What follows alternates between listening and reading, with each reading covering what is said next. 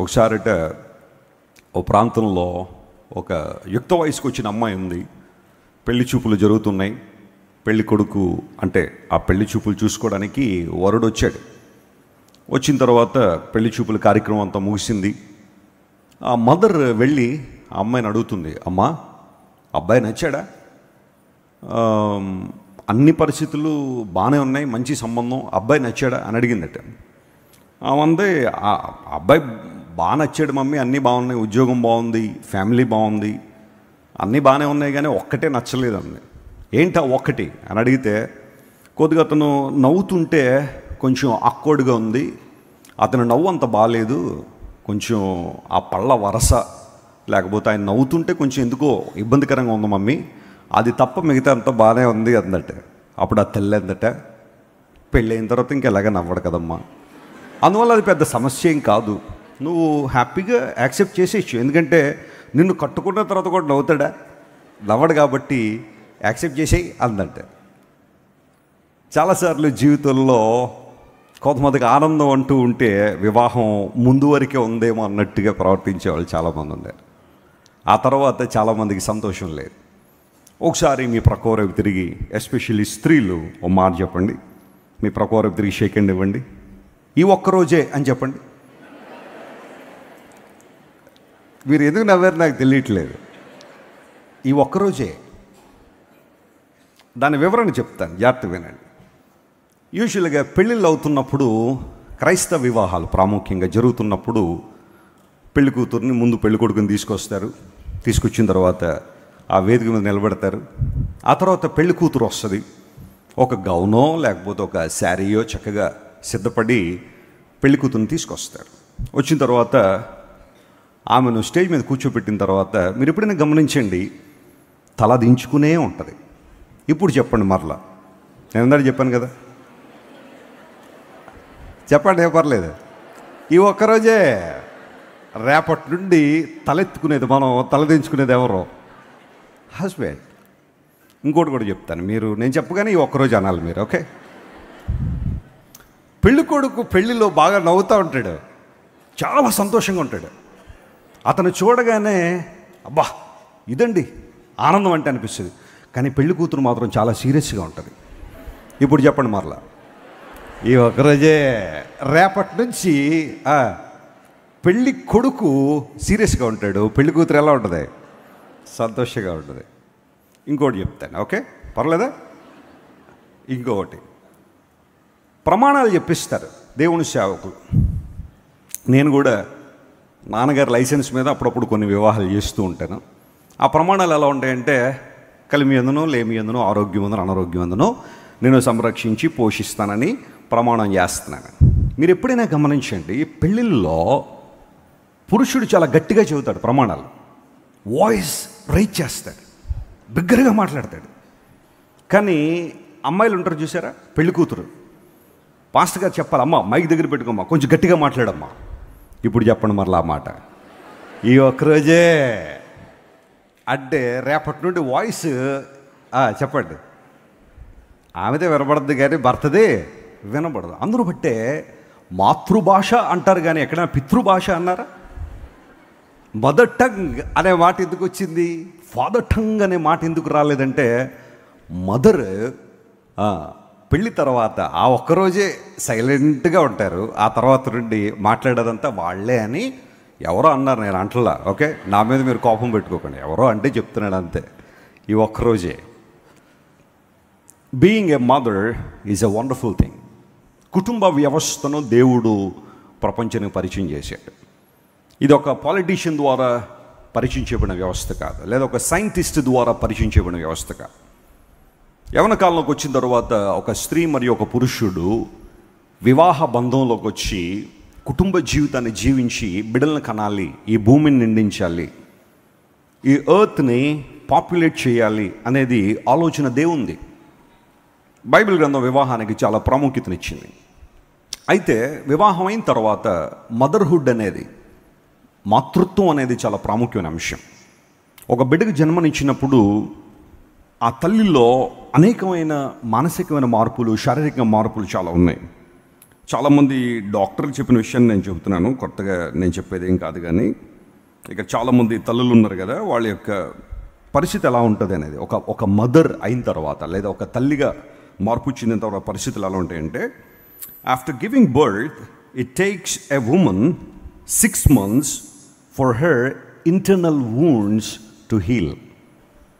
ఆ శరీరంలో అయ్యే గాయాలు, ఒకవేళ ఫ్రీ డెలివరీ అయినా లేకపోతే ఒకవేళ సి సెక్షన్ అయినా కానీ, ఆ శరీరం మీద పడిన గాయాలు తక్కడానికి 6 నెలల సమయం పడుతుందట. ఈ 6 months కూడా ఆ పెయిన్ ఎక్కడో చోట ఆమె భరిస్తూనే ఉంటుంది. ఒక మదర్ అయిన తర్వాత, ఒక సేఫ్ డెలివరీ కావచ్చు లేదా ఒక సి సెక్షన్ జరిగిన తర్వాత 6 months ఆ వూండ్స్ వారు భరించాల్సి వస్తుందట. 12 months ఫర్ ఫిజికల్ రికవరీ, కంప్లీట్గా రికవర్ అవ్వడానికి, ఒక బిడ్డకి జన్మనిచ్చిన తర్వాత అన్ని విషయాల్లో రికవర్ అవ్వడానికి అట్లీస్ట్ 1 year పడుతుందట. ఈ 1 year ఎంత క్రూషియల్ అంటే, కొంతమంది బిడ్డలకు జన్మనిచ్చిన తర్వాత ఒక డిప్రెషన్లోకి వెళ్ళిపోతారు. అది కొంతమంది అనుభవించి ఉంటారు. ఏదో తెలియని ఒక నిస్సత్తువ, ఏదో తెలియని ఒక అసహ్యం, యావగింపు. ఆ బిడ్డకి జన్మనిచ్చిన తర్వాత కొంతమంది తల్లులు ఆ డిప్రెషన్లోకి వెళ్తారు. So 12 months for physical recovery, 2 years for hormonal balance అట. ఒక శరీరంలో, స్త్రీ శరీరంలో హార్మోన్స్ అన్నీ కూడా బ్యాలెన్స్ అవ్వడానికి, అంటే తల్లి అయిన తర్వాత 2 సంవత్సరాలు పడుతుందట కంప్లీట్ బ్యాలెన్స్లోకి రావడానికి. ఆ తర్వాత ఒక 5 years to rediscover her identity. అన్ని విషయాల్లో స్పష్టంగా కోలుకుని మరలా సమాజంలో, కుటుంబంలో ఒక అత్యుత్తమైన వ్యక్తిగా తను నిలుపుకోవడానికట ఒక 5 years స్ట్రగుల్ ఉంటుందంట ఒక బిడ్డకి జన్మనిచ్చిన తర్వాత. Imagine the pain of a mother. ఆ స్ట్రగుల్ని కొన్నిసార్లు మనం ఊహించాలి. కొన్నిసార్లు కొంతమంది భర్తలు ఉంటారు, ప్రతి చిన్నదానికి భార్యను నిష్ఠూర పెడుతూ ఉంటారు. నువ్వేం చేశావు, ఏం చేశావు? ఉదయం లేచిన రాత్రి పడుకునేదాకా అన్ని పనులు ఆమె చూడాలి ఇంట్లో. ఈయన బయటికి వెళ్ళి వస్తాడు, ఏదో చిన్న పని చేసి వస్తాడు, జాబ్ చేసి వచ్చిన తర్వాత ఇంటికి రాగానే అడిగే ప్రశ్న, నువ్వేం చేశావు?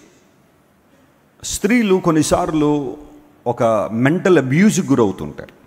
అతి తీవ్రంగా కొంతమంది భర్తలు ఆధిపత్యాన్ని చలాయించి నిరాశ పెడుతూ ఉంటారు, జీవితం మీద యావగింపు తీసుకొస్తుంటారు. ఒక స్త్రీగా కుటుంబంలో కొనసాగడం, సమాజంలో కొనసాగడం, లేదా ఒక సంఘంలో కొనసాగడం అనేది కొన్నిసార్లు చాలా ఛాలెంజింగే. ఎందుకంటే స్త్రీలు చాలా సున్నితమైన మనస్సు కలిగి ఉంటారు. ప్రతి చిన్న విషయానికి కూడా అతి తీవ్రంగా కృంగిపోయే స్త్రీలు కొంతమంది ఉంటారు. ఒక ప్రక్కన భర్త నుండి సరైన సహకారం అందకపోతే, ఒక ప్రక్కన అత్తమామల నుండి వచ్చే ఛాలెంజెస్ కావచ్చు, లేదా ఆ కుటుంబ సభ్యులు భర్త తరపున వారు మాట్లాడే మాటలు కావచ్చు, లేదా వారి సొంత సిబ్లింగ్స్ వారి మీద కలిగి ఉండే అభిప్రాయాలు కావచ్చు, సమాజం వారి గురించి మాట్లాడుకునే మాటలు కావచ్చు, సంఘం వారి గురించి మాట్లాడుకునే మాటలు కావచ్చు. ప్రతి ఒక్కరూ కొంతమంది విమర్శన మనసుతో ఉంటారు, విమర్శన ధోరణి వారిలో ఉంటుంది. ప్రతి చిన్నదాన్ని టార్గెట్ చేస్తూ స్త్రీలను ఇబ్బంది పెట్టేవాళ్ళు కొంతమంది ఉంటారు. సో ఇవన్నీ కూడా ఒక్కొక్కటిగా ఆలోచన చేసుకుంటూ, తాను తమాయించుకుంటూ, దేవుని మీద విశ్వాసం కలిగి ఉండి, భారాన్ని కలిగి ఉండి, స్వార్థ భారాన్ని కలిగి ఉండి, ఒక అత్యుత్తమైన మహిళగా, ఒక స్త్రీగా తీర్చిదిద్దబడడం అనేది చిన్న విషయం కాదు. బైబిల్ గ్రంథంలో స్త్రీలకున్న ప్రాధాన్యత మనందరికీ తెలిసిందే. దేవుడు ఎప్పుడు కూడా స్త్రీలను తక్కువ చేసినట్టుగా బైబిల్లో మనం చూడం. In fact when God created Adam and God created Eve to be his help made అని బైబిల్లో ఉంది. సాటి అయిన సహాయము అని క్లియర్గా బైబిల్లో రాయబడింది. అఫ్ కోర్స్ కుటుంబంలో ఒక ఆర్డర్ అయితే ఉంది. పురుషుడు కుటుంబానికి యజమాని, స్త్రీకి శిరస్సు పురుషుడై ఉన్నాడు అన్నంత మాత్రాన ప్రతి విషయంలో స్త్రీని డామినేట్ చేయాలని కాదు, ఆమె మాటలను ప్రక్కన పెట్టేయాలని కాదు. వాస్తవానికి ఒరిజినల్ ప్లాన్, దేవుని యొక్క ప్రాథమికమైన ఉద్దేశం ఏంటంటే, భార్యాభర్తలు ఇద్దరూ కూడా they carry equal blessings and equal responsibilities in building a family. ఒక కుటుంబాన్ని కట్టుకోవడంలో వారిద్దరూ కూడా అత్యుత్తమైన సమానమైన హక్కులు, బాధ్యతలు కలిగి ఉన్నారని బైబిల్ నిర్ద్వందంగా సెలవిస్తుంది. స్త్రీలకున్న ప్రాధాన్యత మనకు చాలామందికి తెలుసు. ఇన్ఫ్యాక్ట్ యేసుక్రీస్తు ప్రభువారు సిలువ వేయబడినప్పుడు యోహాను తప్ప మిగతా శిష్యులందరూ కూడా పారిపోయారు. కానీ అక్కడ ధైర్యంగా నిలబడింది స్త్రీలే. వారు సిలువ దగ్గర నిలబడి యేసుక్రీస్తు ప్రభు మాటలు వినేంత దగ్గరగా వారు అక్కడ ఉన్నారు. అది చాలా కష్టతరమైన పనే. ఒక బ్రూటల్ డెత్ని వారంత దగ్గరగా చూడగలిగారు అంటే, యేసుక్రీస్తు ప్రభు పుడుతున్న బాధను వారు అంత దగ్గరగా వారు చూసి, సిలువ దగ్గర ప్రభువుతో పాటు ఉన్నది స్త్రీలే. ఆయన మరణాన్ని జయించి తిరిగి లేచిన తర్వాత ఆయన పునరుత్థానుడయ్యాడనే మొదటి సందేశం ఎవరికి వచ్చింది? స్త్రీలకే. మేరీ మగ్దలేనే మరియకి ఇవ్వడానికి గొప్ప ఆధిక్యత. ఆయన ఇక్కడ లేడు, తాను చెప్పినట్టే లేచి ఉన్నాడనే సందేశం మొట్టమొదటిగా స్త్రీలకు అందించబడింది. ఆనాడు ఈనాడు ఏనాటికైనా సంఘ నిర్వహణలో కావచ్చు, క్రైస్తవ్యంలో స్త్రీలకున్న ప్రాధాన్యత చాలా గొప్పది. ఈరోజు నేను బైబిల్లోంచి ఒక అత్యుత్తమైన మహిళను మీకు పరిచయం చేయాలని కోరుతున్నాను. బ్లెస్సీ వెస్లీ గారు ఆయా సందర్భాల్లో స్త్రీల గురించి చాలా విషయాలు తెలియజేశారు. ఎవ్రీ వెన్స్డే వారు బైబిల్ స్టడీ టీచ్ చేస్తున్నప్పుడు బైబిల్లో చాలామంది స్త్రీల గురించి వారు ప్రస్తావించేశారు. నేను అప్పుడప్పుడు కొన్ని మాత్రం విన్నాను. చాలా అద్భుతమైన ఇన్సైట్స్ వారు ఇచ్చారు. షకీనా గ్లోరియాకు కూడా ఒక పుస్తకమే రాశారు, స్త్రీల గురించి, బైబిల్లో ప్రస్తావించబడిన స్త్రీల గురించి మంచి పుస్తకం రాశారు. ఒకవేళ అది మన బుక్ స్టాల్లో ఉంటే స్త్రీలందరూ కొనుక్కుని చదవండి, చాలా మంచి విషయాలు దానిలో ప్రస్తావించబడ్డాయి. ఈరోజు నేను ఎవరి గురించి మాట్లాడాలి? ఈ మదర్స్ డే రోజున who is the best mother in the Bible? And of course new టెస్ట్మెంట్లో చాలామంది మదర్స్ ఉన్నారు. మదర్ మేరీ, యేసుక్రీస్తు ప్రభువు జన్మనిచ్చిన తల్లి అయిన మరియ గురించి మనం ఎన్నైనా విషయాలు మాట్లాడుకోవచ్చు. యూజువల్గా క్రిస్మస్ సందర్భం వచ్చినప్పుడు కానీ ఆమె గురించి చాలా విషయాలు మనం ప్రస్తావన చేస్తున్నాం. అయితే when we read the Old Testament, we can find a great mother who made her 3 children as great leaders.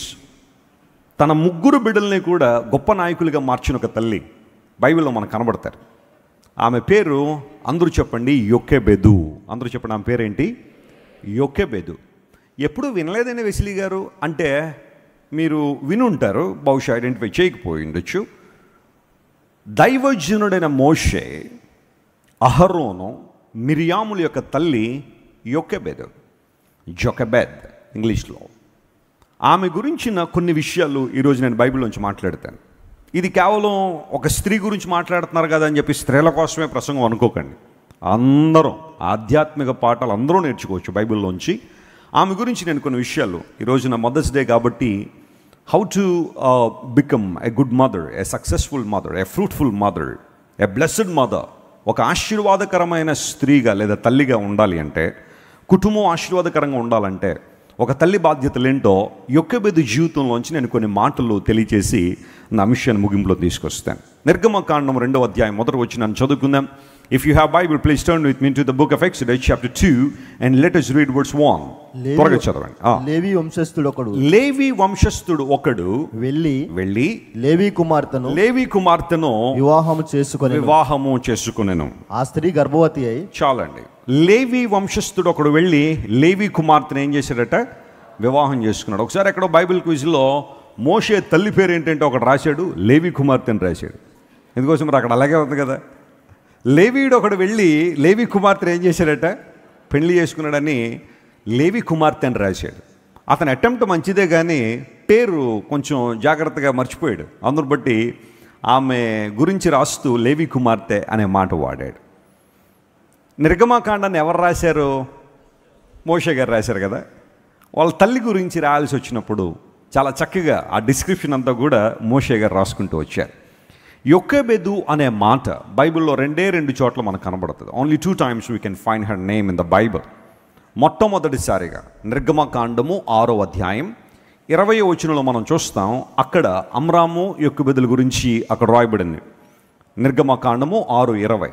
రెండవదిగా సంఖ్యాకాండంలో మరల ఆ పేరు మనకు కనబడుతుంది. దేవుని లేఖనాన్ని జాగ్రత్తగా పరిశీలన చేస్తే సంఖ్యాకాండము 26వ అధ్యాయము 59వ వచనంలో మరల యొకెబెదు పేరు అక్కడ కనబడుతుంది. 2 చోట్ల బైబిల్ ఎంటైర్ బైబిల్లో మోషే గారి యొక్క తల్లి గారి పేరు 2 చోట్ల మాత్రమే. Exodus 6:20 and numbers 26:59. ఈ 2 చోట్ల మాత్రమే యొకెబెదు అనే పేరు మనకు కనబడుతుంది. అండ్ నో డౌట్, నేను ఆల్రెడీ చెప్పినట్టుగా ఆమె ఒక గొప్ప మహిళ, ఒక గొప్ప తల్లి, ఒక గొప్ప భార్య, 3 నాయకులని ప్రపంచానికి అందించిన ఒక అద్భుతమైన స్త్రీ. Moses was considered as one of the great leaders in the world. ప్రపంచంలో గొప్ప నాయకత్వ లక్షణాలు కలిగిన వ్యక్తుల యొక్క జాబితా మనం తీస్తే ఖచ్చితంగా మోషే ఉన్నతమైన స్థానంలో ఉంటాడు. ఎందుకు అంటే 20 లక్షల మంది జనాంగాన్ని 40 సంవత్సరాల పాటు హ్యాండిల్ చేయగలిగాడంటే, నడిపించగలిగాడంటే, అది కూడా ఒక అరణ్యంలో నడిపించగలిగాడంటే, ఒక ప్రక్కన దేవునితో వ్యవహారం, మరొక ప్రక్కన ప్రజలతో వ్యవహారం. అది చిన్న విషయం కాదు. దేవుణ్ణి ప్రజలను ఆ మధ్యలో ఉండడం అనేది చాలా సాహసోపేతమైన విషయం. ఆ సందర్భంలో మోషే ఓ గొప్ప నాయకుడిగా ప్రపంచ చరిత్రలో నిలిచిపోయాడు. ఈవెన్ సెక్యులర్ వరల్డ్లో కూడా ద గ్రేటెస్ట్ లీడర్స్ అని కనుక మనం టైప్ చేస్తే మోషే పేరు దానిలో ఖచ్చితంగా ఉంటుంది. ఇశ్రాయేలు ప్రజలను అద్భుతంగా నడిపించిన నాయకుడు ఆయన. And then Aaron was considered as one of the great priests in the history. ప్రపంచ చరిత్రలో గొప్ప యాజకులలో, ఇన్ఫ్యాక్ట్ ప్రధాన యాజకులలో చాలా ప్రాముఖ్యమైన స్థానాన్ని అలంకరించిన వాడు అహరోన్. అహరోన్ నుంచే ప్రధాన యాజకత్వాన్ని దేవుడు ప్రారంభించి ఒక యాజకుడిగా, ఒక ఆరాధికురాలుగా ఆ తల్లి మార్చింది అంటే యొకెబెదు యొక్క కాంట్రిబ్యూషన్, ఆమె యొక్క సాక్రిఫైస్, ఆమె యొక్క ఫెయిత్ఫుల్నెస్, ఆమె యొక్క రిసోర్స్ఫుల్నెస్ బైబిల్లో మనం చూసినప్పుడు ఆ ఫ్యామిలీ బిల్డింగ్లో యొకెబెదు యొక్క కాంట్రిబ్యూషన్ చాలా గొప్పది. అమ్రాము గురించి చాలా విషయాలు మనం నేర్చుకోవచ్చు. నేను మీకు జ్ఞాపకం ఉండుంటే ఒకసారి అమ్రాము గురించి మాట్లాడాను. నేను అమ్రాము యొక్క జీవితం గురించి బైబిల్లో ప్రస్తావించబడిన విషయాలు కొన్ని తెలియజేశాను. ఒకవేళ ఆ మెసేజ్ కావాలంటే మీరు యూట్యూబ్లో చూడొచ్చు. But when we come to Jochebed, ఆమె గురించిన విషయాలు మనం ధ్యానం చేయాలంటే ఈ రోజున పరిశుద్ధాత్మ దేవుడు కొన్ని ప్రాముఖ్య విషయాలు మన ముందు తీసుకొచ్చాడు. బైబిల్లో రాయబడిన ప్రతి పేరుకు ఒక మంచి ఏముంది చెప్పండి? అర్థం ఉంది. అర్థం లేకుండా ఏ పేరు బైబిల్లో లేదు. ప్రతి మాటకు ఒక అర్థం ఉంది. ఆ అర్థాన్ని మనం ధ్యానం చేయడం ద్వారా ఏదో ఒక ఆధ్యాత్మిక పాఠం, ఒక స్పిరిచువల్ లెసన్ మనం ధ్యానం చేయొచ్చు. జోకెబెద్ అనే మాటకు అర్థం ఏంటి అంటే, యొకెబెద్ అనే మాటకు అర్థం ఏంటంటే దేవుడు నా మహిమ అని అర్థం. అందరూ చెప్పండి, దేవుడు నా మహిమ. జెహోవా ఈజ్ మై గ్లోరీ, లేదా జెహోవా ఈజ్ గ్లోరీ అని కొన్ని ట్రాన్స్లేషన్లో రాశారు. యొకెబెద్ అనే మాటకు దేవుడే నా మహిమకు కారణము. God is the source of my glory because our God is glorious God. మన దేవుడు మహిమా సంపన్నుడు కాబట్టి, మహిమా పూర్ణుడు కాబట్టి, మహిమా స్వరూపు కాబట్టి యొకెబెదు అనే పేరు మనం ప్రస్తావించిన ప్రతిసారి మన దేవుడు మహిమ గలవాడు. హీస్ ఫుల్ ఆఫ్ గ్లోరీ, ఆయన మహిమా స్వరూపి అని బైబిల్ నిర్ద్వందంగా సెలవిస్తుంది. యొకెబెదు అదే పాఠాన్ని మనం జ్ఞాపకం చేస్తాం. మీరు ఎప్పుడైనా మోషే తల్లిని జ్ఞాపకం చేసుకుంటే మొట్టమొదటిగా జ్ఞాపకం చేసుకోవాల్సిన అంశం మన దేవుడు మహిమ కలిగినవాడు. మహిమ అనే మాట చాలాసార్లు మనం వింటున్నాం. కొంతమంది ఆ పేరు కూడా పెట్టుకునే వాళ్ళు చాలామంది ఉంటారు. గ్లోరీ, డాక్సా అనే పదాన్ని మనం చూస్తూ ఉంటాం. మహిమ కలిగిన దేవుడు, దేవుడు ఆయన వెలుగైన వాడనే మాట మనం విన్నాం కదా. బట్ మహిమ అనే మాట ఇంకొంచెం అద్భుతమైన విషయం. వెలుగు కన్నా గొప్ప మాట బైబిల్లో మనం చూస్తే మహిమ అనే మాట మనం చూస్తాం. స్టెఫను తన ప్రసంగాన్ని అందిస్తున్నప్పుడు అతను ప్రస్తావించిన మాట ఏంటంటే, మన పితృడైన అబ్రహాము మెసొపొతామియాలో ఉన్నప్పుడు మహిమగల దేవుడు అతనికి ప్రత్యక్షమై అనే మాట స్టెఫను వాడాడు. ఆ మాటను జాగ్రత్త మనం గమనిస్తే Stephen was talking about Jesus and the gospel of Jesus. ప్రభు గురించిన సువార్త మాట్లాడుతూ అబ్రహాము నుండి ప్రారంభించాడు. సువార్త అక్కడి నుంచి తీసుకొచ్చాడు. ఎందుకంటే అతని లిజనర్స్ అందరూ కూడా, అతని ప్రసంగాన్ని వింటున్న వాళ్ళందరూ కూడా most of them were Jewish people.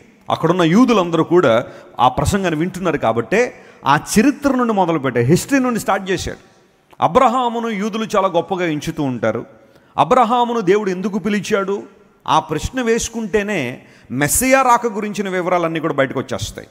Messiah ఎందుకు ఈ లోకానికి రాబోతున్నారు, లేదా క్రీస్తు ప్రభు ఎందుకు ఈ లోకానికి రాబోతున్నారు, ఆయన కొరకు దేవుడు ఏ విధంగా ప్రిపేర్ చేశారు అనే విషయాన్ని ప్రస్తావన చేసుకుంటూ స్టెఫను దేవుణ్ణి ఎలా పరిచయం చేశారంటే, hour God is glorious God, ఆయన మహిమగల దేవుడు అబ్రహాముకు ప్రత్యక్షమయ్యాడు. నిజమే, దేవునిలో మహిమ ఉంది కాబట్టే అంత గొప్ప సాక్రిఫైస్ అబ్రహాం చేయగలిగాడు.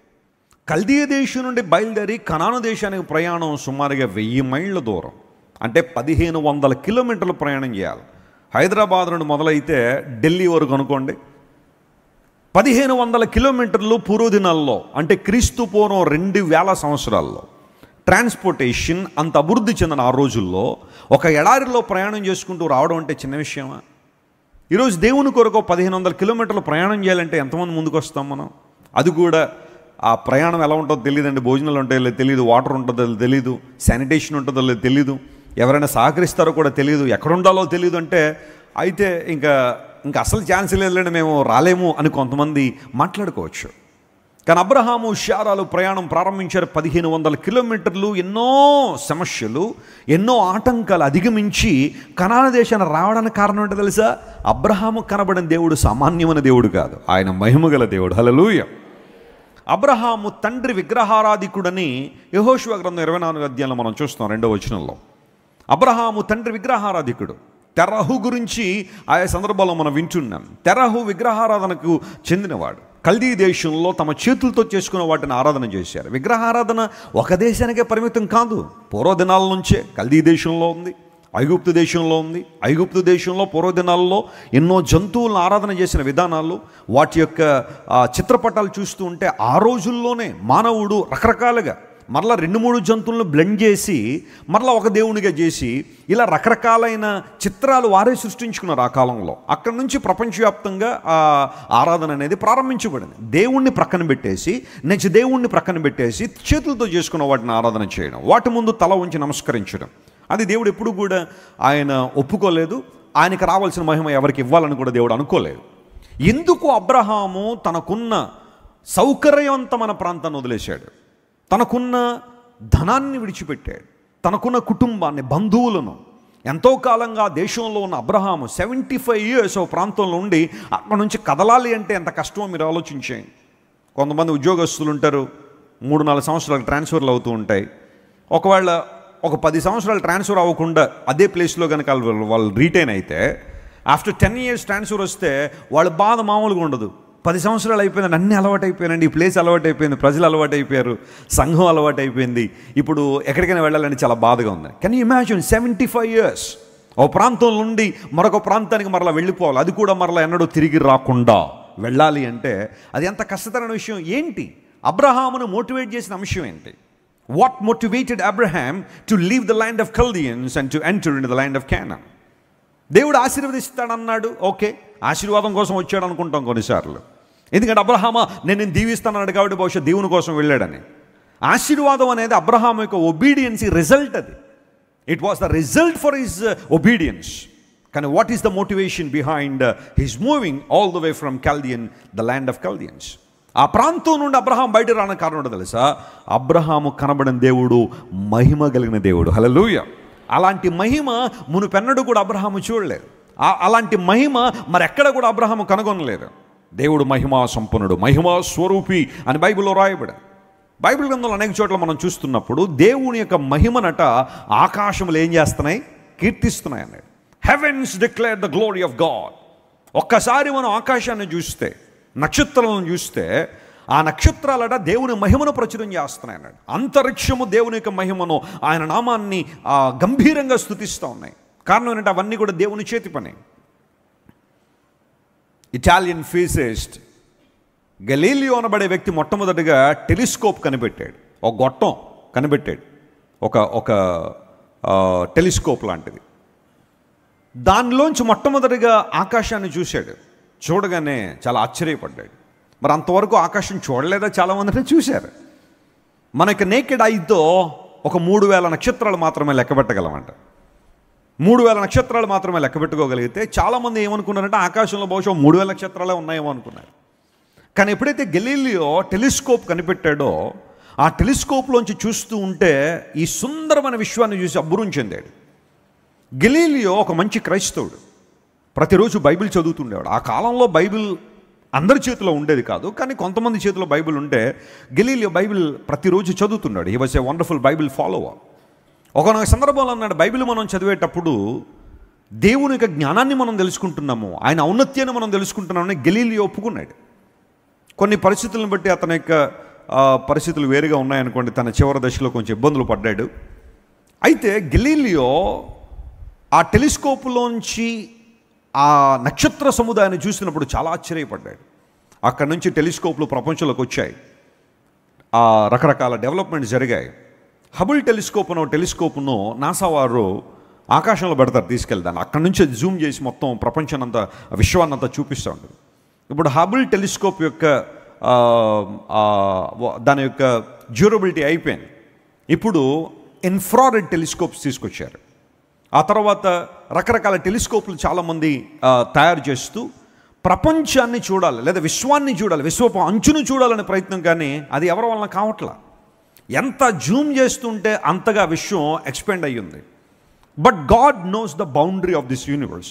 దేవునికి తెలుసు ఆ అంతం ఎక్కడుందో, ఎందుకంటే కలుగు చేసినవాడు ఆయనే కాబట్టి, తన మాట ద్వారా సమస్తాన్ని కలుగు చేసినవాడు. When you see the heavens above, you will see heavens declare the glory of God. దేవుని మహిమను ప్రచురం చేస్తున్నాయి. మమ్మల్ని చేసినవాడు దేవుడు, ఈ సువిశాల విశ్వాన్ని కలుగు చేసినవాడు దేవుడు. కానీ విచిత్రం ఏంటంటే, ఈ రోజుల్లో మనిషి నక్షత్ర సముదాయాలను, నక్షత్రాలను ఆరాధన చేసేవాళ్ళు కూడా చాలామంది ఉన్నారు. మనిషి యొక్క భవిష్యత్తు నక్షత్ర చలనం మీద ఉందని చెప్పి చాలామంది ఆస్ట్రాలజీని నమ్మేవాళ్ళు, లేదా హస్త సాముద్రికం కావచ్చు, పాద సాముద్రికం కావచ్చు, రకరకాలవన్నీ నమ్మి వాళ్ళ ఆలోచన ఏంటంటే, ఈ నక్షత్ర సముదాయాలు, యోబు గ్రంథంలో కూడా వారి పేర్లు ఉన్నాయి, అవన్నీ ఎక్కువ చెప్పాలని కాదు, కానీ ఆ నక్షత్ర సముదాయాల మీద నా జీవితం ఆధారపడి ఉంది, వాటి కదలికల మీద నా జీవితం ఆధారపడి ఉందని దేవునికి రావాల్సిన మహిమ దేవునికి ఇవ్వకుండా ప్రతి సందర్భంలో కూడా మానవుడు దేవుని మహిమ దొంగిలిస్తున్నాడు. ఈ విశ్వాన్ని మనం చూసినప్పుడు దేవుని మహిమ బహిర్గతమైంది. యేసు ప్రభు వారు ఈ లోకానికి వచ్చినప్పుడు ఆయన మహిమను ఆయన బహిర్గతం చేశారు, ఆయన ప్రభావాన్ని ఆయన బహిర్గతం చేశారు. విశ్వ మానవ చరిత్రలో యేసు ప్రభువు చేసిన అద్భుతాలు మరెవరైనా చేయగలిగారా? ఏ ఒక్కరికైనా సాధ్యమైందా? 12 సంవత్సరాల నుంచి ఒక వ్యక్తి ఒక వ్యాధితో బాధపడుతుంది. She was suffering from an issue of blood. ఎన్నో తిప్పలు పడిందని బైబిల్లో రాయబడింది. వైద్యుల చుట్టూ తిరిగింది. అనేక మంది రకరకాల ప్రశ్నలు అడిగితే వాటికి సమాధానం చెప్పడానికి చాలా చాలా ఇబ్బంది పడి ఉండొచ్చు ఆమె. బట్ ఆ టైంలో ఒకరోజు యేసు ప్రభు గురించి విన్నది. ఆయన వస్త్రపు చెంగు ముట్టుకుంటే చాలు అని నిర్ణయం తీసుకుని, ఆ సమయంలో అది చాలా కఠినమైన పని అయినప్పటికీ కూడా ఆ స్థితిలో ఉన్న స్త్రీ సభ్య సమాజంలోనికి ఆ కాలంలో రాకూడని పరిస్థితులు ఉన్నప్పుడు ఆమె తెగించి వచ్చింది ప్రభు దగ్గరికి. ఆయన వస్త్రపు చెంగు ముట్టుకోగానే బైబిల్ సెలవిచ్చింది, ప్రభావము ప్రభువులోంచి ఏం చేసిందట? వెడలిపోయింది. A single touch of faith has benefited that woman. విశ్వాసంతో యేసు ప్రభువును ముట్టుకోగానే ప్రభావం వెడలింది అని బైబిల్లో రాయబడింది. యేసు ప్రభు వారు గమనించారు, ఆయనలోంచి ప్రభావం, ఒక శక్తి, మహిమ వెల్లడి అవ్వడం ఆయన ప్రభు చూశారు. ఆమె జీవితంలో 12 సంవత్సరాల నుంచి ఉన్న పోరాటం ఆ రోజుతో ముగిసింది. దేవుడు తన మహిమను బహిర్గతం చేశారు. In every area of his life Jesus demonstrated his glory. ఆయన మహిమను, ఆయన ప్రభావాన్ని ఆయన తెలియచేస్తున్నాడు. అంత మాత్రమే కాదు, క్రైస్తవులైన మనందరం కూడా ఒక రోజు కోసం కనిపెడుతున్నాం. మనందరి విశ్వాసానికి, నిరీక్షణకు పునాది అదే, యేసు ప్రభు రెండో రాకడ. అది ఎప్పుడైనా జరగచ్చు.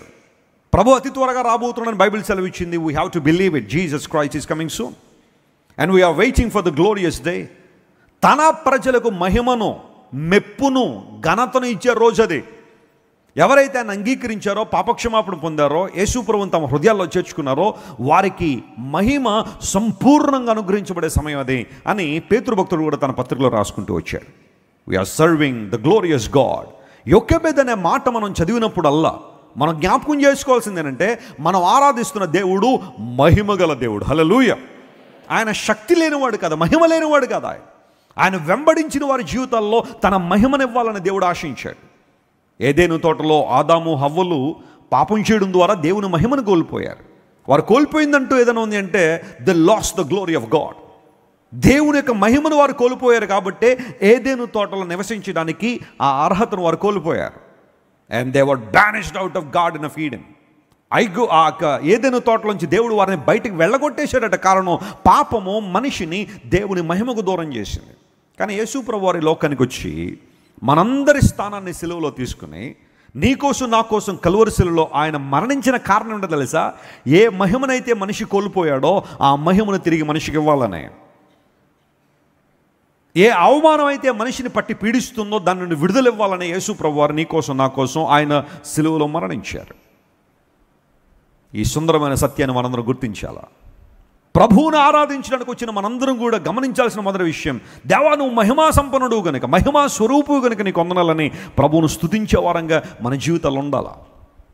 God is glorious God. Jochebed అనే మాట మనం వినగానే ఆమె తన జీవితమే సాక్ష్యంగా నా దేవుడు మహిమ గలవాడు అనే విషయాన్ని ఆమె ప్రపంచానికి తెలియజేసింది. ఆ తదుపరి యొకెబెదు జీవితాన్ని మనం పరిశీలన చేస్తే ఆమెకు యుక్త వయసు వచ్చిన తర్వాత అమ్రామును పెళ్లి చేసుకుంది.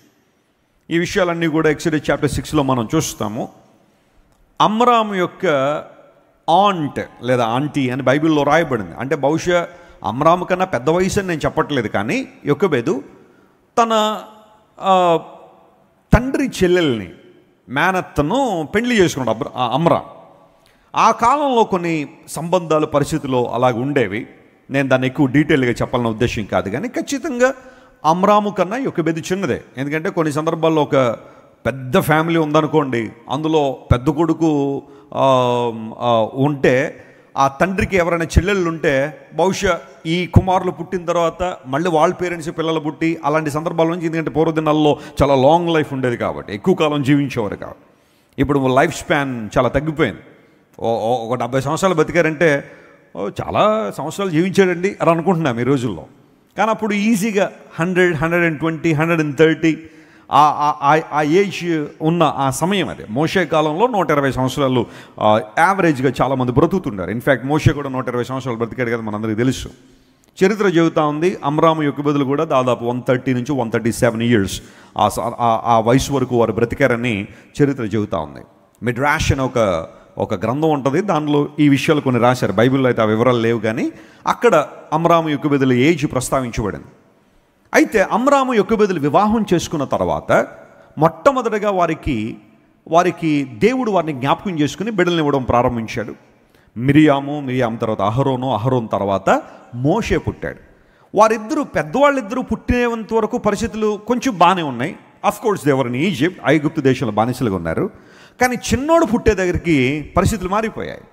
అప్పటికి యోసేపును ఎరుగుని ఒక రాజు రావడం, ఆ వ్యక్తి ఒక డిక్రీ, ఒక ఆజ్ఞ జారీ చేశాడు. ఆజ్ఞ అంటే ఏంటో తెలుసా? నీకు ఇష్టమైనా ఇష్టం కాకపోయినా ఏం చేయాలా? ఫాలో అవ్వాలి. That's a rule, ordinance, decree, commandment. రాజు ఆజ్ఞ ఇచ్చాడంటే ఎవరైనా మీరారు అంటే ఇంక మరణమే. డెత్ని ఎదుర్కోవాలంటేనే రాజాజ్ఞను మీరాల. ఆ సందర్భంలో ఉన్న ఆజ్ఞ ఏంటి అంటే, ప్రాముఖ్యంగా హెబ్రీల్లో అంటే ఇశ్రాయేలీల్లో ఎవరైనా మగపిల్లడు పుడితే చంపేసేయండి, ఆడపిల్లలుంటే బతకనివ్వండి, మగపిల్లలైతే చంపేసేయండి. ఆ మంత్రసానులు కూడా, మిడ్వైఫ్స్ కూడా ఫరో ఆజ్ఞ జారీ చేశాడు. When you see it's a male child just kill him without any compassion. మీ కనికరం, దయ ఇలాంటివన్నీ మీకు వద్దు, మగపిల్లోడ చంపేసేయండి అంతే. అది ఎలా చంపేస్తారో మీ ఇష్టం. మిడ్వైఫ్స్ వారికి ఆజ్ఞ జారీ చేశాడు. అలాంటి కఠినమైన ఆజ్ఞ ఉన్న ఆ కాలంలో యొకెబెదు గర్భాన్ని ధరించడం, and of course she was waiting whether it's a boy or girl. ఆ పుట్టబోయే బిడ్డ ఆడపిల్ల అవుతుందా మగపిల్లలు అవుతారని బహుశా కనిపెట్టి ఉండొచ్చు. మగపిల్లవాడు పుట్టగానే ఛాలెంజింగ్ సిచ్యువేషన్, సవాలుతో కూడిన పరిస్థితి. ఆ బిడ్డను ఉంచాలా చంపేసేయాలా? బైబిల్లో రాయబడింది, మోషే పుట్టగానే అతడు సుందరుడయుండుట చూసి. అంటే పిల్లలందరూ సుందరంగానే ఉంటారు. ఏమంటే పిల్లలు నచ్చడం ఎవరైనా ఉంటారా? They are always cute. పెద్ద అయిన తర్వాత కొంచెం మార్పులు చేర్పులు ఇవన్నీ వస్తూ ఉంటాయి, కానీ పిల్లలందరూ కూడా క్యూట్గానే ఉంటారు. కానీ సుందరుడు అనే మాట ఒక ట్రాన్స్లేషన్లో ఏమి రాశారంటే, God's glory was upon Moses. దేవుని మీద మోషే మీద ఒక ప్రత్యేకమైన దేవుని కాంతి ఉందట. భార్యాభర్తలిద్దరూ కూడా ఆ విషయాన్ని చూశారు. ఎక్కడో రాశారు ఒక గ్రంథంలో, నేను అవన్నీ మరలా పేర్లు చెప్పాలని కాదు, కానీ మోషే పుట్టగానే అతని చుట్టూ ఒకలాంటి కాంతి పుంజము, ఒక లైట్ అనేది అతని చుట్టూ ఉందట. And they came to know that God sent the child with a purpose. దేవుడు ఒక ఉద్దేశంతో మోషేని పంపించాడని గుర్తించారు. And then she tried her best to hide that child for 3 months. మోషేను దాచిపెట్టడానికి ఎన్ని నెలలు ప్రయాసపడింది ఆమె? 3 నెలలు ప్రయాసపడింది. 3 months. 3 నెలలు బిడ్డను దాచిపెట్టిన తర్వాత తల్లులు చెప్పండి, 3 నెలల తర్వాత పిల్లలు దాచిపెట్టడం అవుద్దా? మీరు ఎంత దాచిపెడుతూ ఉంటాడు, అక్కడి నుంచి నేను ఎక్కడే ఉన్నాను అంటాడు కదా, అరుస్తూ ఉంటాడు, కేకలు వేస్తుంటాడు, లేదంటే మాట్లాడుతూ ఉండొచ్చు. ఆ మాట అటు ఇటు అనేక ప్రాంతాలకు వెళ్తున్నప్పుడు జరిగిన విషయం ఏంటంటే, మోషేని 3 నెలలు దాచిపెట్టింది. ఆ తర్వాత ఒక రోజున నిర్ణయించుకుంది, నేను దాచిపెట్టలేను, మోషేను దాచిపెట్టు నా వల్ల కాదు అనుకుంది. వెంటనే ఆమె ఏం చేసిందని తెలుసా? ఒక పపైరస్ అని ఈజిప్ట్లో పెరిగే కొన్ని మొక్కలు ఉన్నాయి, ఏ సాఫ్ట్ ప్లాంట్. నేను ఈజిప్ట్ వెళ్ళినప్పుడు పపైరస్ పేపర్ మేకింగ్ చూసాం. ఆ ఫ్యాక్టరీకి మమ్మల్ని తీసుకుని వెళ్ళారు. పూర్వదినాల్లో పేపర్ ఎలా తయారు చేసేవారు? ఇప్పుడంటే మనందరం పేపర్ వాడుతున్నాము, మన దగ్గర పేపర్ మిల్ కూడా ఉంది. అడవిలోంచి కట్టెలన్నీ నరుకుని వచ్చి, చెట్లన్నీ నరుకుని వచ్చి, వాటన్నిటిని కూడా ఒక పల్ప్గా తయారు చేసి అక్కడ నుంచి ఒక మెషిన్లో ఆ పల్ప్ వేసేసామంటే బయటకు పేపర్ వచ్చేస్తూ ఉంది. అఫ్కోర్స్ చెట్ల నుండే పేపర్ తీస్తున్నారు కదా. పూర్వదినాల్లో పపైరస్ అనే ఒక చెట్ల నుండి ఆ కాగితాన్ని తయారు చేసేవారు. డ్యూరబిలిటీ చాలా ఎక్కువ ఉండేది. ఎప్పటికీ కూడా పపైరస్ ఆ యొక్క వ్రాత ప్రతులు కావచ్చు, ఆ గ్రంథపు చుట్టలు ఇప్పటికీ ప్రపంచంలో ఉన్నాయి. వాడిని ఏం చేస్తారంటే, ఆ చెట్టు చాలా సన్నగా ఉంటుంది, ఒక సాఫ్ట్ ప్లాంట్. దాన్ని చిన్న చిన్న ముక్కలుగా చేసి అన్ని వరుసగా పేర్చి దాని మీద బరువు పెట్టేవారు. ఒక నిలువుగా అడ్డుగా వాటిని పేర్చుకుంటూ వచ్చి కొన్ని రోజుల పాటు దాని మీద బరువు పెట్టడం ద్వారా అవన్నీ అతుక్కుని ఒక పేపర్గా తయారయ్యేది. దాన్ని వాష్ చేసిన తర్వాత అప్పుడు దాని మీద రాస్తుండేవారు. ఏం చేసిందంటే, ఆ పపైరస్ అనే చెట్ల బెరడు లేకపోతే ఆ చెట్లను తీసుకుని దానితో ఒక చక్కని బాక్స్ అల్లి బాక్స్ తయారు చేసి, అండ్ ఆఫ్ కోర్స్ యొకోబేదు చాలా మంచి కళను కలిగింది. అదేంటంటే ఒక మంచి బాక్స్ తయారు చేయగలిగే స్తోమత ఆమెకుంది. తయారు చేసి మోషేని దానిలో పెట్టి నైల్ నది దగ్గర విడిచిపెట్టేసింది. రాజాజ్ఞలో ఒక భాగం ఏంటంటే, మగపిల్లవాడు పుడితే తీసుకెళ్ళి నైల్ నదిలో పడేయమని. నైలు నదిలో dangerous crocodiles ఉండేవట, alligators, crocodiles, hippopotamus, ఇలాంటి భయంకరమైన జంతువులన్నీ కూడా నైల్ నదిలో ఉండేవి. అంటే బిడ్డను అలా పడేయగానే కనీసం ఇంకా వాటర్లో కూడా వెళ్లకుండా ఒక హిప్పోపోటమస్ కనుక దొరికితే రెండుగా అక్కడే చీల్చేసి తినేయడమే. అలాంటి పరిస్థితుల్లో ఈ యొకోబెదు ఆ బిడ్డను తీసుకెళ్ళి దాచలేక ఆ పెట్టెలో పెట్టి ఆ నైల్ నది దగ్గర ఆ రీడ్స్ ఉంటే వాటి మధ్యలో వదిలిపెట్టేసింది. జాగ్రత్తగా గమనించిన ప్రియులారా, యొకోబెదు తన కుమారుడు బ్రతకాలి అని, తన కుమారుడు జీవించాలని, అతడు దివ్య సుందరుడిని చూచి తాను ప్రయత్నం చేసి ఏదో విధంగా ఆమెను బ్రతికించాలనే ఆలోచన తల్లిలో కనబడుతుంది. Listen to me all the mothers. ఒక తల్లి అవ్వడం చాలా ప్రాముఖ్యమైన అంశమే కాదంటలేదు, కానీ నువ్వు తల్లిగా మార్పు చెందిన తర్వాత నీ బిడ్డలను ఏ విధంగా నువ్వు కేర్ చేస్తున్నావు, వారిని ఏ విధంగా దేవుని కోసం పెంచుతున్నావు, వారిని ఏ విధంగా దేవుని కోసం నువ్వు సిద్ధపరుస్తున్నావు. జాగ్రత్తగా గమనించండి. పపైరస్ అనే ఆ చెట్లతో తయారు చేయబడిన ఆ పెట్టెలో మోషేని పెట్టి ఆ నైల్ నది దగ్గర విడిచిపెట్టేది. బైబిల్ గ్రంథంలో ఆ పపైరస్తో తయారు చేయబడిన ఆ పెట్టెను బైబిల్లో ఆర్క్ అనే పదం వాడారు. ఎస్పెషల్లీ ఆర్క్ అనే పదం బైబిల్లో 3 సార్లు మనం చూస్తాం, 3 సందర్భాల్లో మనం చూస్తాం. మొట్టమొదటిగా నోవహు ఒక ఓడను తయారు చేశాడు. దాన్ని ఏమన్నారంటే, షిప్ అనే పదాన్ని వాడడం కన్నా ఆర్క్ అనే పదం వాడే, ఏఆర్కే అనే పదం వాడారు. ఆ సందర్భంలో ఒక్కసారి ఆర్క్ గురించి మనం చదువుతాం. రెండవది, యొకోబెదు తన కుమారుడు కోసం తయారు చేసిన పెట్టెను కూడా ఆర్క్ అనే పదమే వాడారు ఇక్కడ కూడా, అంటే బిడ్డను భద్రపరిచే అంశం. మూడవది ఎక్కడ కనబడుతుందంటే ఆ పదం మందసాన్ని కూడా ఆర్క్ అని పిలిచారు. ఒక తుమ్మ చెట్టుతో చేసిన మందసాన్ని బంగారంతో పొదిగారు, దాన్ని కూడా ఆర్క్ అనే పదం. అంటే బైబిల్లో ఆర్క్ అనే పదం 3 సార్లు మనకు కనబడుతుంది. ఒకటి నోవహు కట్టిన ఓడ, రెండవది యొకోబెదు తయారు చేసిన పెట్టె, మూడవది మందసం, నిబంధన మందసం, కరుణాపీఠము, ఇవన్నీ ఉండే ఆ మందసాన్ని ఆర్క్ అని పిలిచారు. అంటే ఇమాజిన్, నోవహు ఓడ దేనికి సంకేతం అంటే రక్షణకు సాదృశ్యం. ఒక మనిషి రక్షణ పొందిన తర్వాత దేవుని కృపలో వర్ధిల్లాలి. రక్షణ అనేది మానవ జీవితంలో చాలా ప్రాముఖ్యమైన అంశం. రెండవ ఆర్క్ మనకు తెలియజేసేవి ఏంటంటే, the life after the salvation, being wrapped in God's word. దేవుని వాక్యము చేత మనం భద్రం చేసుకోవడం, వాక్యంలో మనం చుట్టబడడం, రక్షణ పొందిన తర్వాత జీవితం. Arc of the covenant, final glory of God, దేవుని మహిమ, ఆయన ప్రసన్నత నిలిచే స్థలం ఆర్క్ ఆఫ్ ది కవనెంట్. ప్రత్యక్ష గుడారంలో మందసాన్ని మనం చూస్తాం. అంటే రక్షణ తర్వాత జీవితం, ఆ తర్వాత దేవుని చేత మహిమ పొందడం. ఈ 3 ప్రాముఖ్య విషయాలను మూడు ఆర్క్లు మనకి బైబిల్లో సెలవిస్తూ ఉన్నాయి.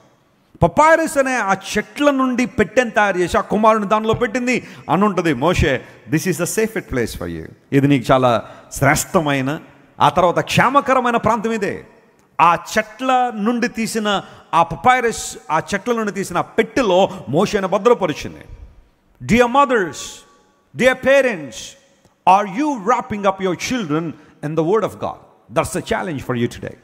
ఈరోజు దేవుడు నీతో నాతో మాట్లాడుతున్న అంశం ఏంటంటే, మన పిల్లలకి మంచి మంచి బట్టలు కొనాలనుకుంటాం. పుట్టినరోజులు రాగానే ఎక్కడంటే అక్కడ మంచి డ్రెస్సులు కొనాలని ఆశపడతాం. ఒకవేళ ఎక్కడా దొరకలేదు, మనకు నచ్చలేదంటే ఆన్లైన్లోకి వెళ్ళైనా, ఈరోజు బట్టలు అమ్మేసే కొన్ని పోర్టల్స్ ఉన్నాయి, ఆన్లైన్ పోర్టల్స్, బిజినెస్ వెబ్సైట్స్ ఉన్నాయి. దానిలోకి వెళ్ళి ఆ సైజు, ఆ కలర్ అన్నీ కూడా మనం సెలెక్ట్ చేసుకుంటే 2 రోజులు ఇంటికి వచ్చేస్తున్నాయి. We try our best to give best clothes to our children.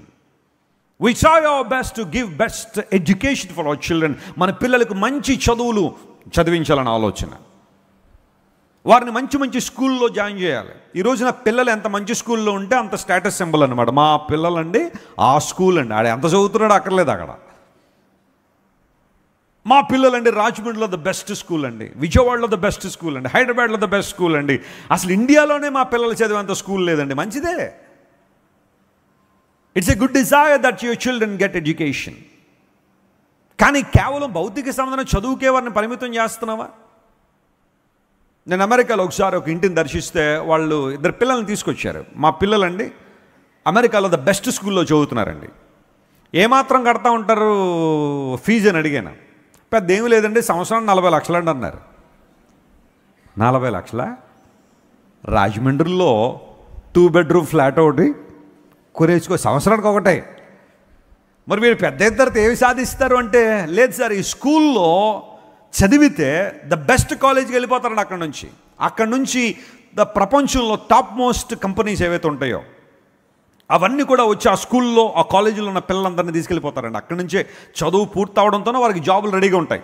అందును బట్టి we're investing money on them.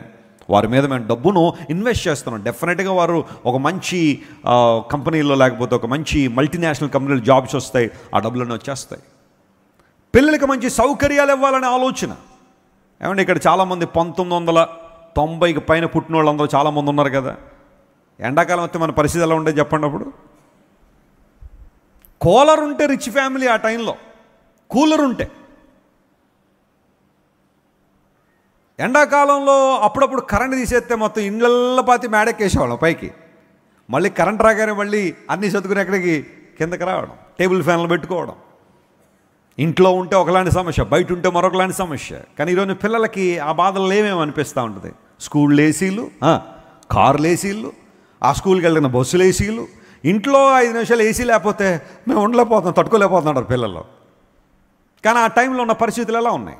ఈ రోజుల్లో ఒకవేళ స్కూల్లో పిల్లల్ని మనం చూస్తూ ఉంటే టీచర్లు కొట్టక్కర్లేదు, కళ్ళు ఎర్ర చేస్తే ఇంటికి వచ్చి డిప్రెస్ అయిపోతున్నారు వీళ్ళు. ఏంటమ్మా ఏంటి పరిస్థితి? మా టీచర్ నా వైపు చూసి కళ్ళు ఎర్ర చేసింది మమ్మీ.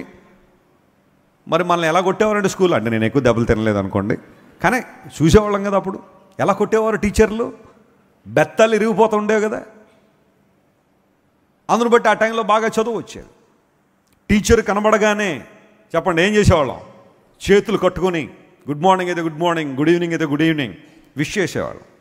ఈ రోజుల్లో అలాంటి ఎవరైనా కనబడితే చెవులోంచి హెడ్ఫోన్ తీస్తే గౌరవం అనిపిస్తుంది. ఈ రోజుల్లో అలా అయిపోయింది. టెక్నాలజీ పెరిగిపోయిన తర్వాత ఇప్పుడంతా జనరేషన్ ఆల్ఫా అంటే, ఇది జనరేషన్ ఆల్ఫా. ఈ సంవత్సరం గతించిపోతే బీటా. ఇంక వచ్చే సంవత్సరం నుంచి ఎవరైనా పుట్టాడంటే అది బీటా జనరేషన్ అనమాట. Alpha generation. 2000 నుంచి పుట్టిన వాళ్ళందరూ కూడా, 2005 నుండి పుట్టిన వాళ్ళందరూ కూడా జెన్జీ. వాళ్ళ లాంగ్వేజ్ వేరే అయిపోయింది. ఇప్పుడు వాళ్ళ మాటలు వేరైపోయినాయి. వాళ్ళు చాటింగ్లు చేసుకుంటే ఆ షార్ట్ కట్స్ మనకు కూడా అర్థం కావట్లా. పిల్లలు చేసుకుంటున్న షార్ట్ కట్స్ ఇవన్నీ కూడా. That's okay. ఎడ్యుకేషన్ అనేది డ్రాస్టిక్గా డెవలప్ అవుతుంది, టెక్నాలజీ డెవలప్ అవుతుంది. కానీ are you teaching your children God's word? దేవుని వాక్యంలో వారిని వ్రాపప్ చేస్తున్నావా? దేవుని వాక్యంతో వారిని చుడుతున్నావా? ప్రతి సందర్భం కూడా ఉదయం లేచిన తర్వాత స్కూల్కి పంపించే ముందు అన్నీ వాళ్ళకి సిద్ధం చేసేస్తున్నావు. మంచి మంచి భోజనం పెడుతున్నావు, చక్కగా షూ వేసుకున్నలో చూస్తున్నావు, చక్కగా ఆ డ్రెస్ వేసుకున్నలో చూస్తున్నావు, హెయిర్ స్టైల్ మంచిగా చేస్తున్నావు. కానీ are you teaching at least 1 word in the Bible? Are you praying for them at least? వారి తలల మీద చేతులేసన్నా ప్రార్థన చేస్తున్నావు, ప్రభువా నా బిడ్డలను కాపాడయ్యా. వీరు శారీరకమైన ఎడ్యుకేషన్ మంచిదే, కానీ help them to know you more about the Bible. నిన్ను, నీ గ్రంథాన్ని గురించి ఎక్కువ వివరాలు మా పిల్లలు తెలుసుకోవడానికి సహాయం చేయమని వారి కోసం ప్రార్థన చేస్తున్నామా? Jochebed is teaching a lesson to all of us. ఒక ప్రతికూలత ఉన్నప్పుడు ఒక మరణం వెంటాడుతున్నప్పుడు ఆ మరణ భయంకర పరిస్థితులను తన కుమారుని కాపాడగలిగేది ఆ పపాయరస్ పెట్టే అని గుర్తించింది. That is nothing but God's word. నీ బిడ్డలను కాపాడేది దేవుని వాక్యం, వారిని బలపరిచేది దేవుని వాక్యం, వారు స్థిరంగా దేవుని కోసం నిలబడడానికి ఉండేది దేవుని వాక్యం. అలా ఉన్నప్పుడు నీ జీవితంలో అద్భుతాలు చూస్తావు. మా నాన్నగారు ఈ విషయంలో మాకు చాలా చక్కని మాదిరి ఉంచారు. మా నాన్నగారికి ఒక చైర్ ఉండేది, దానిలో కూర్చుని ఆయనకు ఒక ప్లాంక్ ఉండేది, దాని మీద బైబిల్ పెట్టుకుని రాసి మా ముగ్గురికి కూడా 3 బైబిల్ కొనిచ్చి ఇలాంటి సమ్మర్ హాలిడేస్ వచ్చినప్పుడు బైబిల్ స్టడీ చేస్తుండేవారు. మా అమ్మగారు ఒక క్లాసు, మా నాన్నగారు ఒక క్లాస్ తీసుకునేవారు. సమ్మర్ అయ్యే లోపల ఏదో ఒక అంశం బైబిల్లోంచి మేము నేర్చుకోవాలని వారి ఆలోచన. మా నాన్నగారు కూర్చుని మా ముగ్గురిని కూడా కూర్చోబెట్టి ఏదొస్తే అది బైబిల్లో చదవమని కొన్ని విషయాలు మాకు టీచ్ చేస్తుంటే అవన్నీ మేము ఆ కాలంలో పుస్తకాలు రాసుకున్నాం. అప్పుడప్పుడు అవన్నీ చూస్తూ ఉంటే చాలా క్యూట్గా ఉంటాయి. అప్పుడు రాసుకున్న విషయాలు మాకు అర్థమైనవి అవన్నీ కూడా దానిలో రాసుకున్నవన్నీ. మా నాన్నగారికి ఒక ఇంగ్లీష్ బైబిల్ ఉండేది, king James version and English Bible. అందులో ఆయా సందర్భాలు అక్కడక్కడ కలర్ ఫొటోస్ ఉండేవి, పిక్చర్స్ ఉండేవి. ఫర్ ఎగ్జాంపుల్ మోషే గురించి సందర్భం ఉంటే మోషేకి సంబంధించిన ఒక కలర్ పిక్చర్ దానిలో ఉండేది. నాకు చాలా ఇష్టమైన బైబిల్ అది. మీకు ఎప్పుడైనా మా ఇంటికి వస్తే చూపిస్తాను ఆ బైబిల్. చిన్నప్పుడే మాకు ఎంత రోషం అంటే ఆ దేవుని గురించిన వివరాలు ఇలాంటివన్నీ కూడా. యేసుక్రీస్తు ప్రభు శిలువ మరణం దగ్గరికి వచ్చేసరికి ఆయన శిలువ వేసే ఆ దృశ్యాలు కొన్ని ఫొటోస్ ఉంటాయి. మీరు ఎప్పుడైనా వస్తే రండి, అందులో ఏ సైనికుడికి తలకాయ ఉండదు, తీసేసాం మేమే. మాలో ఉన్న అదేంటంటే వీడు మా యేసయ్యను ఏం చేశాడు, సిలువ వేశాడు అని చెప్పి వాడి తలని అక్కడ రంధ్రం పెట్టేశాం తీసేసి. వీడు వీడు వీడు మన ప్రభువుని సిలువ వేసాడు అని ఆలోచన, రోషం అన్నవాడు చిన్నప్పటి నుంచి. ప్రభువు పట్ల అంత ప్రేమ, క్రీస్తు ప్రభు అంటే అంత ఉన్నతమైన ప్రేమ అప్పటి నుంచి అలవాటు చేశారు. ఈరోజు మేము దేవుని చేతిలో ప్రపంచవ్యాప్తంగా వాడబడుతున్నామంటే మా తల్లిదండ్రులు వేసిన పునాది చాలా గొప్పది. యొకెబెదు తన బిడ్డను పపాయరస్ అనే ఆ చెట్ల నుండి చేసిన బాక్స్లో ఉంచి నైల్ నది పెట్టింది. This is the safest place my son. కొన్నిసార్లు నేను నిన్ను చూడలేకపోవచ్చు, నేను మానిటర్ చేయలేకపోవచ్చు, కానీ you are safe in this box. తల్లిదండ్రులారా, మీ బిడ్డలను దేవుని వాక్యము అనబడే ఆ పెట్టెలో ఉంచుతున్నారా? Are you teaching your children the word of God? Are you nurturing them in God's word? దేవుని వాక్యంలో నీ బిడ్డలు పెరగాలనే ఆశ నీలో ఉందా? ప్రతి సంవత్సరం మనం ఒక క్యాలెండర్ ప్రింట్ చేస్తుంటాం. 365 రోజులకి 365 వాక్యాలు దానిలో ఉంటాయి. అట్లీస్ట్ ఒక వాక్యం ఉన్న వారికి మనం టీచ్ చేయగలిగితే సంవత్సరం అయ్యే లోపల 365 పక్కన పెట్టేసేయండి, అందులో కనీసం ఒక 100 వాక్యాలైన వారు నేర్చుకుంటే దేవుని వాక్యంతో ఎప్పుడైతే మన మైండ్ నింపుకుంటూ ఉన్నామో, మన హృదయాన్ని నింపుకున్నామో, అపవాది యొక్క అబద్ధాలకు మన మనసులో ఏముండదో, చోటు ఉండదు. ఓ దేవుని సేవకుడు అన్నాడు, fill your mind with God's word, then you will not have place for devil's lies, enemies lies. అపవాది యొక్క, శత్రువు యొక్క అబద్ధాలకు నీ మనసులో చోటు ఉండకూడదు అంటే నీ మనసును దేంతో నింపాలా? దేవుని వాక్యంతో నింపాలి. ఖాళీ మనస్సులు, ఖాళీ హృదయాల్లో అపవాది అబద్ధాలు నింపుతూ ఉంటాడు, వాక్య విరుద్ధమైన బోధలు తీసుకొస్తూ ఉంటాడు. అయితే బిడ్డలకు మనం అలాంటి అనుభవంలోనికి రాగలిగితే అంతకన్నా ఆధిక్యత ఉంది. మార్టిన్ లూథర్ గారి గురించి ఒక సందర్భాన్ని నేను చెప్పాలి. సందర్భం వచ్చింది కాబట్టి దాని గురించి నేను ప్రస్తావిస్తున్నాను. మార్టిన్ లూథర్ గారి పేరు మనందరికీ తెలుసు, కానీ ఆయన్ను అంత ఉన్నతమైన స్థితిలో పెట్టిన తన భార్య క్యాథరీనా వాన్ బోరా అనబడే ఆమె మార్టిన్ లూథర్ గారికి ఎంత గొప్ప సహకారి అంటే, కొన్నిసార్లు పురుషుల పేర్లు బయటకు వస్తాయి కానీ స్త్రీల పేర్లు రావు. కానీ మార్టిన్ లూథర్ గారి భార్య క్యాథరీనా లేదా క్యాథరిన్ అనబడే ఆమె ఎంత అద్భుతమైన స్త్రీ అంటే, మార్టిన్ లూథర్ గారికి క్యాథరిన్ వాన్ బోరా గారికి 6 పిల్లలు. చెప్పండి, ఎంతమంది పిల్లలు? 6 పిల్లలు. ఈ 6 సరిపోక 4 తెచ్చుకున్నారు మళ్ళీ అడాప్ట్ చేసుకుని. మొత్తం 10 మంది పిల్లలు ఇంట్లో. 10 మంది పిల్లలు, భార్యాభర్తలు ఇద్దరు, ఎంతమంది? 12 మంది. ఎలా ఉంటుంది చెప్పండి ఆ ఇల్లు? ఎంత కలకలలాడిపోతూ ఉంటుంది. 12 మంది ఉన్న కుటుంబ సభ్యులు ఉదయం లేచిన తర్వాత వారందరికీ టిఫిన్స్ కావచ్చు, భోజనాలు కావచ్చు, వారికి కావాల్సినవన్నీ చూసుకోవాలంటే క్యాథరిన్ వాన్ బోరా ఎంత కఠినమైన పరిస్థితులు గుండా వెళ్ళి ఉంటుంది మీరు ఆలోచించేయండి. ఒక ప్రక్కన భర్త ఒక ఛాలెంజింగ్ మినిస్ట్రీ చేస్తున్నాడు ఆయన. మార్టిన్ లూథర్ వ్యతిరేకంగా నిలబడింది మామూలు వ్యవస్థ కాదు, వేళ్ళునుకుపోయిన మత వ్యవస్థకు ఎదురుగా నిలబడ్డాడు. అంతకుముందు వరకు కూడా భక్తి అంతా కూడా ఆచార సంబంధంగా.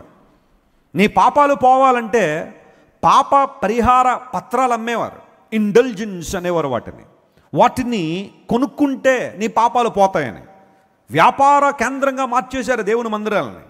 అలాంటి సందర్భంలో దేవుని సేవకుడు నిలబడి పాప పరిహార పత్రాలు కొన్నంత మాత్రాన పాపాలు పోవు, దేవుని పాదశంలో వాటిని ఒప్పుకోవాలి. రక్షణ అనేది మనిషి చేసే కార్యాల ద్వారా కాదు, విశ్వాసం ద్వారా మాత్రమే. The righteous shall live by faith. నీతిమంతుడు విశ్వాసం మూలంగా జీవిస్తాడని ఒక అద్భుతమైన మాటను బైబిల్లో పట్టుకుని, రోమా పత్రికలో ఉన్న ఆ మాటను పట్టుకుని దేవుని కోసం నిలబడ్డాడు మార్టిన్ లూథర్ గారు. రిఫార్మేషన్ అనేది తీసుకొచ్చాడు, సంఘాన్ని ప్రక్షాళన చేశాడు. ఆచారాల భక్తి దేవుని ఎప్పుడు మెప్పించదు, కానీ ఆత్మీయ భక్తి మెప్పిస్తుందని అనేక మందిని ప్రభు వైపు త్రిప్పిన గొప్ప దైవజనుడు మార్టిన్ లూథర్ గారు. అదంత చిన్న విషయమేం కాదు. అనేక సందర్భాల్లో నిందలపడ్డాడు, అవమానించబడ్డాడు. మార్టిన్ లూథర్ గారు గ్రేట్ స్కాలర్. ఆయన జర్మనీ భాషలోనికి బైబిల్ తర్జుమా చేసిన గొప్ప స్కాలర్ని ఎగతాళి చేసేవారు, హేళన చేసేవారు, నీకేం తెలియదనేవారు. ఆ నిందల అవమానాలతో కుమిలిపోతున్న ఆ సందర్భంలో క్యాథరిన్ వాన్ బోరా సపోర్ట్ లేకపోయిండుంటే మార్టిన్ లూథర్ ఒక అడుగు కూడా ముందుకేసేవాడు కాదు. 10 మంది పిల్లల్ని పోషిస్తూ ఒక ప్రక్కన భర్తను చూసుకుంటూ మార్టిన్ లూథర్ గారు ఉదయం 6 గంటలకే స్టార్ట్ చేసేవాడు టీచింగ్. ఉదయం 6 గంటలకే అంటే అంతకుముందు ఎప్పుడు లేవాలి, ఎప్పుడు సిద్ధపరచాలి, ఆయనకు కావాల్సినవన్నీ ఎప్పుడు సమకూర్చాలి, ఇలాంటివన్నీ కూడా క్యాథరిన్ వాన్ బోరా అన్నీ సమకూర్చి ఒక అత్యుత్తమైన మహిళగా నూతన నిబంధన చరిత్రలో, క్రైస్తవ సంఘ చరిత్రలో క్యాథరిన్కు ఉన్న పేరు చాలా గొప్పది. మార్టిన్ లూథర్ గారి పేరు అందరం ప్రస్తావిస్తాం, కానీ ఈ సందర్భంలో క్యాథరిన్ని మనం చాలా అభినందించాలి. ఎందుకోసం అంటే ఆమె వెళ్ళిన మానసిక క్షోభ మామూలుది కాదు. తన భర్తను ఎవరైనా అంటూ ఉంటే ఆ బాధ ఏమన్నా తట్టుకోగలరా? ప్రేమించే స్త్రీలు ఉంటారు, భర్తనే ఎవరైనా మాట అంటే తట్టుకోలేరు. ఆ మానసిక సంఘర్షణ. లేదా భార్యను ప్రేమించే భర్తలు ఉంటారు, ఎవరైనా మాట అంటే తట్టుకోలేరు. ఎందుకోసం తెలుసా? ఆ ప్రేమ అలాంటిది. మార్టిన్ లూథర్ని భయంకరంగా నిందించి హేళన చేసి అతను సత్యం కోసం నిలబడినప్పుడు అనేక మంది అతన్ని హింసిస్తూ ఉంటే, బాధపెడుతూ ఉంటే భార్యగా ఎంత నలిగిపోయేదో. బట్ అవన్నీ దిగముంకుని ప్రార్థన చేసి బిడ్డలను దేవుని కోసం పెంచడానికి భర్తను ప్రోత్సహించింది. బిల్లీ గ్రామ్ మన దేవుని సేవకుడు, ఆయన ఒక మ్యాగజైన్ స్టార్ట్ చేశారు, డెసిషన్ అనే మ్యాగజైన్. ఆ మ్యాగజైన్లో అనేక ఆర్టికల్స్ రాస్తూ ఉంటే, ఇప్పుడు అది ఆన్లైన్లో చదువుతుంటున్నప్పుడు ఇదివరకు మాకు పత్రిక ఇంటికి వచ్చేది. అందులో ఒకసారి క్యాథరిన్ గురించి రాస్తూ ఒక అద్భుతమైన విషయాన్ని బిల్లీ గ్రామ్ గారు రాశారు. మార్టిన్ లూథర్ గారు చనిపోయిన తర్వాత ఆయన పరలోకానికి వెళ్ళి ప్రభు ఎక్కడున్నాడో చూసుకుని గబగబా పరిగెత్తుకుని వెళ్ళి ప్రభు పాదాలు గట్టిగా పట్టుకుని ఒక విషయంలో దేవునికి థ్యాంక్స్ చెప్పుంటాడు, ఒక విషయంలో దేవునికి బహుగా కృతజ్ఞత తెలియజేసి ఉంటాడు. ఆ విషయం ఏంటో తెలుసా అని క్యాథరిన్ పేరు రాస్తాడు అక్కడ. ఊహించండి, మార్టిన్ లూథర్ గారు పరలోకానికి వెళ్ళగానే ప్రభు ఎక్కడ ఉన్నాడో వెతుకుంటూ వెళ్ళి ఆయన పాదాలు పట్టుకుని, ప్రభువా నేను ఒక సక్సెస్ఫుల్ మ్యాన్ ఆఫ్ గాడ్, ఒక అద్భుతమైన సేవకునిగా అనేక మందిని వైపు త్రిప్పగలిగానంటే నీవు నాకు ఇచ్చిన భార్యను బట్టి నీకు స్తోత్రం అని మార్టిన్ లూథర్ గారు చెప్పుకుంటారని బిల్లీ గ్రామ్ గారు రాశారు. ఒకసారి చెప్పడం కూడా దేవుని అనుమయం పడదా? What a great testimony. అది ఎంత గొప్ప సాక్ష్యం. నేను అడుగుతున్నాను మీలో చాలామందిని, స్త్రీలారా, ఎంతమంది మీలో భర్తలు ప్రభు రాజ్యానికి వెళ్ళిన తర్వాత ప్రభువా నీవు నాకు ఇచ్చిన భార్యను బట్టి నీకు కృతజ్ఞతలని చెబుతారా? లేకపోతే ప్రభువా ఆమె చేతిలో పడేయడానికి నేనే దొరికానా ఆయన, ఇంకెవరో దొరకలేదా అంటారా? ఎలాంటి సాక్ష్యాన్ని సంపాదించుకుంటావు నువ్వు చెప్పు? నీ భర్త ప్రభువును చూడగానే ఆయన పాదాల మీద పడే, ప్రభువా నేను ఈ లోకయాత్రలో ఇంత అద్భుతంగా ఉండగలిగాను అంటే, నీ నామానికి మహిమకరంగా జీవించగలిగానంటే, నీ సువార్త పనిలో వాడబడగలిగానంటే, కుటుంబాన్ని చాలా చక్కగా నడిపించగలిగానంటే, నీవు నాకు ఇచ్చిన భార్యని బట్టి నీకు స్తోత్రం, నీకు కృతజ్ఞత ప్రభువా అని ఎంతమంది భర్తలు తమ భార్యల గురించి చెప్పగలరు? I can gladly say about Blessy Wesley గారి గురించి నేను ఖచ్చితంగా చెబుతాను, దేవా నీవు నాకు ఇచ్చిన భార్యను బట్టి నీకు స్తోత్రం అని ఖచ్చితంగా నేను చెప్పగలను ఆ మాట. ఎందుకోసం అంటే ఆమె ప్రార్థనా జీవితం కావచ్చు, ప్రభు కోసం నిలబడే విధానం కావచ్చు, ఆమెలో ఉన్న ధైర్యం మామూలు ధైర్యం కాదు, దేవుని కోసం నిలబడే విషయాలు. And I can say lot of things about my mother. నా తల్లి గురించి అయితే నేను ఎన్ని రోజులైనా చెప్పగలను.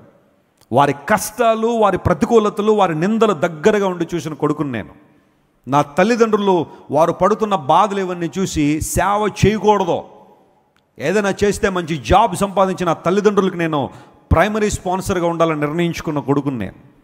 వారు పడుతున్న బాధలు, కష్టాలు, ఇబ్బందులు, కొన్నిసార్లు ఎవరితో చెప్పుకోలేని వేదనలు, ఇవన్నీ కూడా పోరాటాల మధ్యలో పరిచర్ని ప్రారంభించినప్పుడు, మా నాన్నగారు ఉద్యోగం చేసుకునేటప్పుడు ఇలాంటి పరిస్థితులు బహుశా ఉండకపోవచ్చు, కానీ సేవలోకి వచ్చిన తర్వాత నిందల అవమానాలు ఫేస్ చేస్తున్నప్పుడు కొన్నిసార్లు భోజనం తెలియని పరిస్థితి. బట్ మరలా దేవుని కోసం నిలబడదాం, ఆయన కోసం ముందుకు వెళ్ళడమే, ఇలాంటివన్నీ సహజమే పరిచర్యలని నిలదొక్కుని మరలా దేవుని మందిరంలో దేవుని వాక్యం ప్రకటించి అనేక మందిని ప్రభావితం చేసిన మా తల్లిదండ్రుల గురించి నేనే చెప్పగలను. మా తల్లిగారి ప్రార్థన, మా నాన్నగారు అనేక ప్రాంతాలు సువార్త కోసం వెళ్ళినప్పుడు మా ముగ్గురిని కనిపెట్టుకుని, లోకల్ మినిస్ట్రీని కనిపెట్టుకుని, ఇప్పుడంటే కారులు వచ్చాయి మాకు, కానీ అప్పుడంతా కాలినడకనే, ఎక్కడికి వెళ్ళాలన్నా కాలినడకే.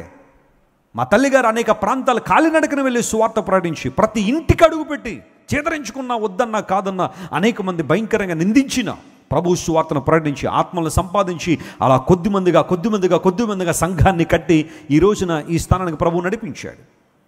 ఇది ఓవర్ నైట్లో జరిగిన విషయం కాదు, ఒక రాత్రిలో వచ్చిన అభివృద్ధి కాదు.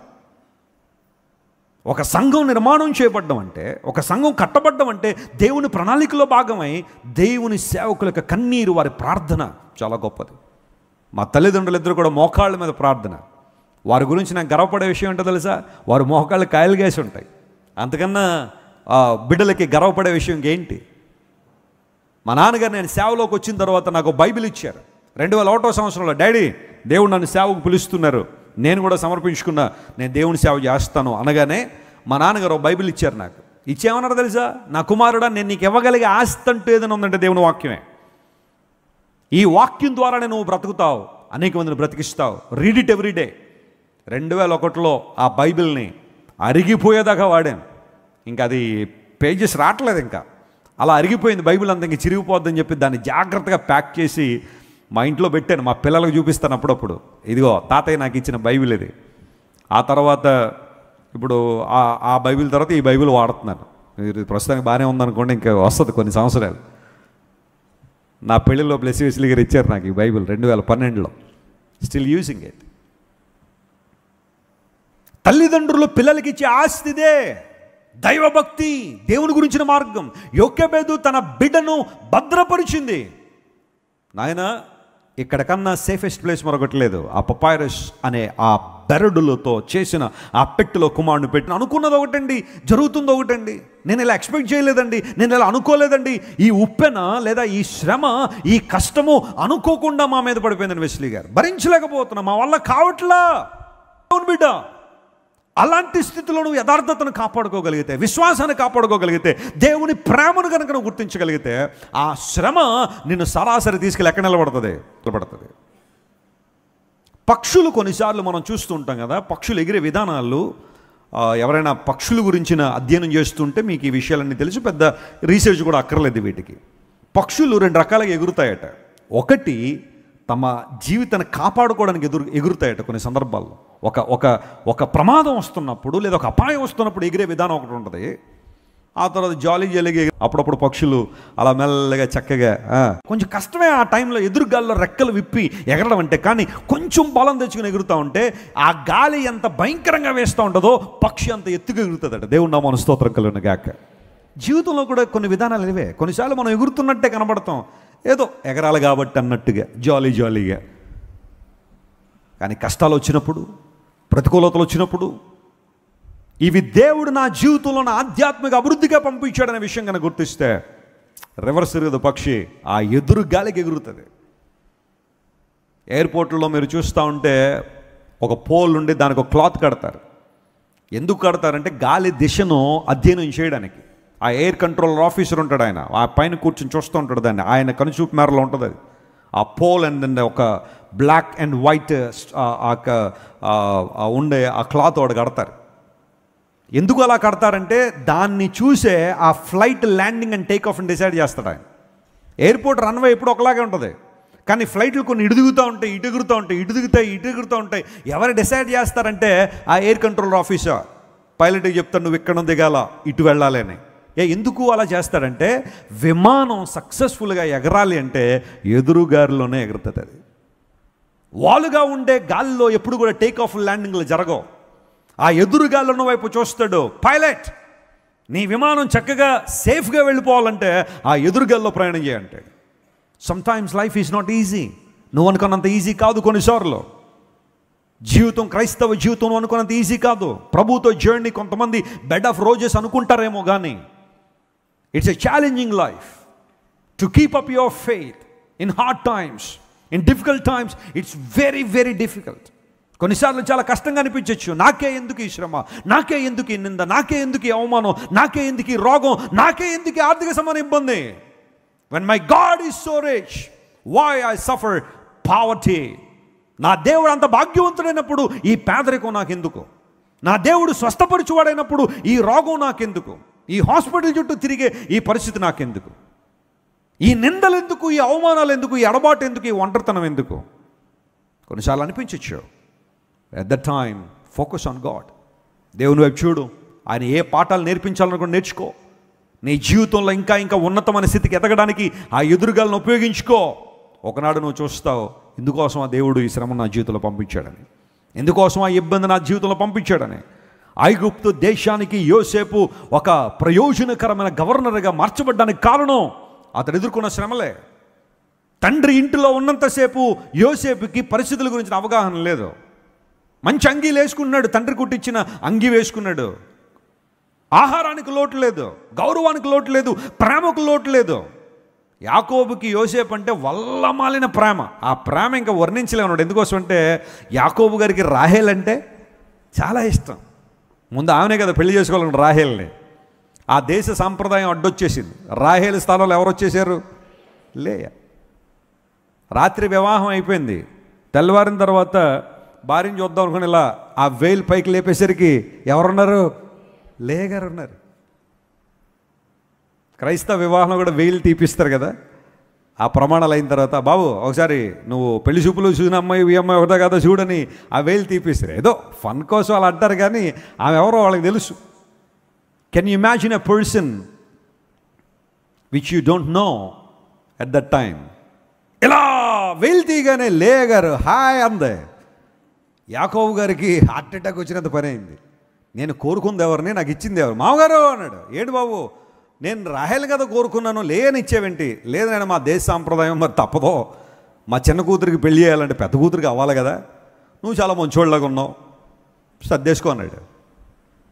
మరలా రాహేల్ కావాలంటే ఏం చేయాలి? ఇంకో 7 సంవత్సరాలు బాండ్ రాసాయి, నా దగ్గర పని చేస్తానని, రాహేల్ని ఇస్తానని. అప్పటికే 7 సంవత్సరాలు కష్టపడ్డాడు, మరలా ఇంకో 7 సంవత్సరాలు రాహేల్ కోసం. ఇప్పుడు 2 భార్యలు పోషించాలంటే ఏం కావాలి? మళ్ళీ ధనం కావాలి కదా, ఓర్నవుద్దా? సో మళ్ళీ 6 సంవత్సరాలు కొలువు చేశాడు మంద కోసం. పాత నిబంధనలో అది కొనసాగింది, కానీ నూతన నిబంధనలో ఏకపత్ని పురుషుడు అన్నాడు. ఇది పాత నిబంధనలో ఉన్న ప్రక్రియ. రాహేల్ అంటే చాలా ఇష్టం యాకోబుకి, చాలా ప్రేమ.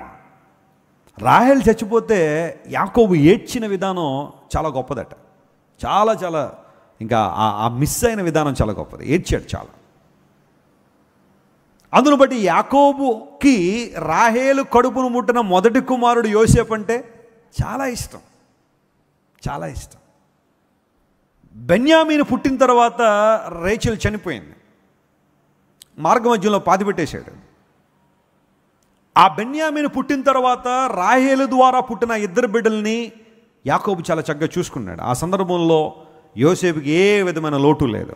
కానీ ఆ కంఫర్ట్ జోన్ యోసేపును ఒక మంచి లీడర్గా మార్చలేదు. ఆ కంఫర్ట్ జోన్ యోసేపును ఒక ఉన్నతమైన స్థానాన్ని తీసుకురాలేకపోయాయి. Then God started teaching lessons to Joseph, how to handle situations, how to handle hatredness, humiliation, suffering, hunger, pain, hard times, difficult times, unknown place, unknown language, unknown culture. 1 కాదు 2 కాదు, యోసేపు 17 ఏళ్ల ప్రాయంలో అతను పడిన బాధలు, కష్టాలు, గోతిలో పడవేసిన దగ్గర నుండి, ఐగుప్తు దేశంలో వచ్చి అమ్మేసిన ప్రక్రియ నుండి, ఆ తర్వాత ఆ పొతిఫర్ ఇంటిలో యోసేపు ఉన్న ఆ ప్రక్రియ అంతా కూడా, చెరసాలకు వెళ్ళడం, అక్కడి నుంచి మరలా యోసేపు బయటకు రావడం, ఈ 13 సంవత్సరాల యోసేపు జీవితాన్ని మనం చూస్తూ ఉంటే యోసేపు ఆధ్యాత్మికంగా బలవంతుడైపోయాడు. ఎందుకోసం తెలుసా? అతను ఎదుర్కొన్న కష్టాలు, ఇబ్బందులు అతను ఉన్నతమైన స్థితికి తీసుకొచ్చాయి. యోసేపు, నీకు తెలియని విషయం అంటే ఏదైనా ఉందా? సింహాసనం ఎక్కిన తర్వాత ఇది నాకు రాదనే విషయం ఏమైనా ఉందా? ఏమిలా. ఎందుకోసం? ఈ 13 సంవత్సరాల కఠిన ట్రైనింగ్లు అన్నీ నేర్చుకున్నాను నేను. ఈరోజు ఇండియా పాకిస్తాన్ యుద్ధం జరుగుతూ ఉంది. అఫీషియల్గా వార్ డిక్లేర్ చేశారు పాకిస్తాన్ వాళ్ళు. మనందరికీ తెలుసు, ఒక 28 మందిని ఉగ్రవాదులు పట్టున పెట్టుకున్నారు. భారతదేశం చాలా చాలా కఠినమైన నిర్ణయం తీసుకుంది ఉగ్రవాదాన్ని రూపుమాపాలని. ఆ పిఓకే దగ్గర ఉన్న ఆ ఉగ్రవాద సంస్థల మీద దాడి చేశారు. ఒక 100 మంది ఆ రాత్రి చనిపోయారు. జీర్ణించుకోలేకపోయిన పాకిస్తాన్ యుద్ధం ప్రకటించారు. బార్డర్లో పరిస్థితులు బాగాలేదు, మనకి న్యూస్లో వచ్చినంతగా లేదు. అక్కడ న్యూస్లో కొన్నే వస్తున్నాయి మనకి. ఆ బార్డర్లో పరిస్థితులు బాగా, బిఎస్ఎఫ్ వాళ్ళు చాలా పోరాడుతున్నారు. బార్డర్ సెక్యూరిటీ ఫోర్స్ ఉంటారు, వారు పోరాడుతున్న విధానం మరి ఎంతమంది చనిపోతున్నారో కూడా తెలియదు. అటు ఇటు కూడా ప్రాణ నష్టమే. పాకిస్తాన్ వాళ్ళు అన్ని విషయాల్లో కూడా భారతదేశం ఏదో కృంగదీయాలనే ప్రయత్నం వాళ్ళు చేస్తున్నారు. యుద్ధం జరుగుతూనే ఉంది. అయితే ఒక సైనికుడు యుద్ధంలో పోరాడాలంటే ఒక రిగ్రెస్ ట్రైనింగ్ ఉండ వెళ్ళాలి. వాళ్ళు ఎవరు పడితే వాళ్ళు, ఇప్పుడు నేను వెళ్ళి బోర్డర్లో నిలబెట్టుకుని పోరాడతానంటే ఒకటే బుల్లెట్, అక్కడి నుండి ఎక్కేసానంటే రాయబండ్రికి వచ్చి పడిపోతాను నేను. నాకు తెలియదు పోరాడడం, యుద్ధంలో పోరాడడం నాకు తెలియదు. ప్రసంగం చెప్పడం అంటే తెలిసేమో. ఆ రిగ్రెస్ ట్రైనింగ్ ఉండ వాళ్ళు వెళ్ళాలి. అమెరికాలో నేవీ సీల్స్ అని ఉంటారు. వాళ్ళు ఇంకా ట్రైనింగ్ అంటే మామూలు వాళ్ళు ఎవరు కూడా ఒక్క నిమిషం కూడా ఉండలేము. మనలాంటి వాళ్ళు ఎవరు ఉండలేము. ఆ నేవీ సీల్స్ ట్రైనింగ్ వాళ్ళు చేయిందంటూ ఏది లేదు. పెద్ద పెద్ద విమానాల దగ్గర నుండి చిన్న చిన్న పరికరాల వరకు అన్నీ ఆపరేట్ చేయగలుగుతారు వాళ్ళు. బురదలో, ఇక్కడ నడువులోతు బురదలో గంటకు 40 కిలోమీటర్ల పరిగెత్తగలిగే సామర్థ్యం ఉంటుందంట వాళ్ళకి. మనం అడుగు తీసి అడిగేయడానికి గంట పడుతుంది మనకి. వారు ఆపరేట్ చేయలేని గన్ అంటూ ఏది ఉండదు, మెషిన్ అంటే ఏది ఉండదు. ఒకవేళ భోజనం దొరకకపోతే ఏది దొరికితే అది దాంతో సర్వైవ్ అవ్వగలిగే మెథడ్స్ వారి దగ్గర ఉంటాయి. చిన్న చిన్న కీటకాలు తినేసి బతికేస్తారట. ఆ కీటకాల బ్లడ్ సక్ చేసి అదే వాటర్గా తీసుకుని బతికేసే వాళ్ళు చాలామంది ఉంటారట. ఎన్నో కష్టాలు పడితేనే కానీ ఆ స్థాయికి రాలేరు. Joseph, is there anything that you can't handle? సింహాసనం మీద కూర్చొని యోసేపు నువ్వు హ్యాండిల్ చేయలేని స్థితి ఏదైనా ఉందంటే నథింగ్. ఎందుకోసం అంటే 13 సంవత్సరాల నా ట్రైనింగ్లో దేవుడు అన్నీ ఏం చేశాడు, నాకు నేర్పించాడు. సొంత కుటుంబ సభ్యులు హేట్ చేస్తే ఆ భయంకర బాధ ఎలా ఉంటుందో యోసేపుకు తెలుసు. భాష తెలియదు, కల్చర్ తెలియని ప్రాంతంలో మనుగడ సాగించడం అంటే ఏంటో యోసేపుకు తెలుసు. 11 సంవత్సరాలు ఒక శోధన భరించడం అంటే ఏంటో యోసేపుకు తెలుసు. తాను చేయని నేరాన్ని మేదేసి చెరసాల్లో పెట్టేస్తే ప్రతి ఒక్కడు వచ్చి ఇగో ఈడే తప్పు చేశాడట, వీడే అదిగో ఆ పని చేశాడట, అందును బట్టి చెరసాల్లో వేశాడు, చూడండి ఎలా ఉన్నాడో, పైకి చూడడానికి ఎలా ఉన్నాడో అని అందరూ కూడా యోసేపు నిందిస్తూ ఉంటే అది తీసుకోవడం చాలా కష్టంగా అనిపించింది యోసేపు. But he weighted on God. దేవుని మీద ఉన్నాడు. ప్రభువా, నాకు హెచ్చింపునిచ్చేవాడు నీవు, బలపరుచువాడు నీవు, నన్ను నిలబెట్టువాడు నీవు నాయనని యోసేపు ఆ శ్రమలో దేవుని మీద ఆనుకుని ప్రభు కోసం ఎదురు చూశాడు. One fine day he got a call from Pharaoh నుండి పిలుపు వచ్చింది. యోసేపు అంటే ఎవరో చెరసాల్లో ఉన్నాడు రండి అనగానే వెంటనే యోసేపు ఎలా తయారాడు తెలుసా? రాజకుమారులా తయారాడు. స్తోత్రం చెప్పాడు. Hallelujah. He got ready like a princess. ఒక ప్రిన్స్లా తయారయ్యాడు, రాజకుమారులా తయారైపోయాడు. చక్కగా హెయిర్ కట్ చేసుకున్నాడట, మంచి వస్త్రాలు వేసుకున్నాడు. వెళ్ళేటప్పుడు చెప్పుంటాడు, టైం అయిపోయింది, ఇంకా నా చెరసాల సమయం ముగిసింది, దేవుడి సింహాసనాన్ని ఇచ్చేస్తున్నాడు. Are you talking sensibly Joseph? ఇప్పుడు దాకా చెరసాల్లో ఉండి ఇప్పుడు సింహాసనం ఎక్కుతావు, నువ్వు మాట్లాడితే కరెక్టేనా? Yes, this is the time of my God. నా దేవుడు నన్ను హెచ్చించాలని నిర్ణయించుకున్నాడు. See me in a wonderful place. వెళ్ళాడు అంతే. అక్కడ నుంచి ఫరో పెద్ద ఎక్కువ రోజులు కాన్వర్జేషన్ కూడా జరగల. చెరసాల నుంచి బయటకు వచ్చాడు, ఫరో ముందు నిలబడ్డాడు. ఇతను వంటి దేవుని ఆత్మ కలిగిన వాడిని మనం కనుగొనగలమా? I would like to make him as the governor of Egypt. నేనైనా సరే నా కాలైనా నా చెయ్యైనా కదపాలి అంటే యోసేపు గారి పర్మిషన్ కావాలి. ఫరో సబ్మిట్ చేసుకున్నాడు యోసేపుకి. And Joseph became a blessing. యోసేపు ఆ స్థానానికి వచ్చిన తర్వాత దాన్ని ఏమన్నా మిస్యూజ్ చేశాడా? చేయలా. ఫర్గివ్నెస్ అతనిలో ఉంది. ప్రజలకు దీవెనకరంగా మారాడు. తన జ్ఞానంతో ప్రజల్ని కాపాడగలిగాడు. 7 సంవత్సరాల భయంకర కరువులో తనను, తన ప్రజల్ని, తన కుటుంబాన్ని కాపాడుకున్నాడు యోసేపు. దేవుని ప్రజలారా, ఈరోజు ఒక సవాల్ నువ్వు ఎదుర్కొంటున్నావా? ఒక ప్రతికూలతలో నీవు ఉన్నావా? యొక్కబెదువలే దేవుని వైపు చూడు. 24 నెలలు అంటే 2 సంవత్సరాలు ఆ బిడ్డను పెంచి ఉగ్గు పాలతో దేవుని మాటలు బోధించి దేవుని ప్రజల గురించిన వివరాలు ఆ బిడ్డకి తెలియజేసి ఆ తర్వాత మరలా తీసుకుని అంతఃపురం వదిలిపెట్టి 24 months she was nursing Moses. 2 ఏళ్ల బిడ్డను వదిలేయడం అంటే చిన్న విషయం అండి? తీసుకెళ్ళి అంతఃపురంలో వదిలిపెట్టిన, దేవా నా కుమారుని నీ చేతిలో పెడుతున్నాను, నీవే నడిపించని. ప్రతికూలతలో దేవుని కోసం నిలబడగలిగింది యోకెబేదు. అందును బట్టి బైబిల్ సెలవిచ్చింది. ఇంటికి వెళ్ళిన తర్వాత మీరు చదవండి. హిబ్రూస్లో చాప్టర్ 11లో ఫెయిత్ హీరోస్ గురించి మాట్లాడుతూ అమ్రాము యొకెబెదుల గురించి కూడా దైవజనుడు పౌలు గారు మెన్షన్ చేశాడు. ఈ సంఘటన జరిగిన కొన్ని వేల సంవత్సరాల తర్వాత విశ్వాస వీరుల జాబితా రాయాలని పరిశుద్ధాత్మ దేవుడు పౌలుకు ప్రేరేపణనిస్తే ఆ ప్రేరేపణలో భాగంగా అమ్రాము యొకోబెదుల గురించి పౌలు మాట్లాడడం చిన్న విషయమా? చాలా పేర్లు రాయగలను కానీ రాయలేదన్నాడు. ఆ తర్వాత చాలామంది గురించి చెప్పగలను కానీ రాయలేని పరిస్థితిలో అమ్రాము యొకోబెదుల గురించి మోషే జీవితంలో అతని తల్లిదండ్రుల గురించి పౌలు గారు ఒక వచనంలో రాస్తూ ఏమంటాడు తెలుసా? మోషే పెద్దవాడైనప్పుడు అనే మాట రాయడానికి ముందేమంటాడంటే, మోషే యొక్క తల్లిదండ్రులు విశ్వాసం చేత రాజాజ్ఞకి ఏమవ్వలేదంట, వాళ్ళు భయపడలేదు. స్తోత్రం చెప్పండి, hallelujah. She was a courageous women. ఆమె ధైర్యంగా ఉందట, రాజాజ్ఞ కూడా భయపడలేదట. ఎందుకు రాజాజ్ఞ భయపడలేదు? క్రైస్తవులు రాజుల ఆజ్ఞలు భయపడరా? క్రైస్తవులు చట్టానికి లోబడరా? రాజు ఏదైనా చెబితే చేయరా? చేస్తారు. ఎప్పటి వరకు ఉండలేము సార్ బైబిల్ చదవకుండా.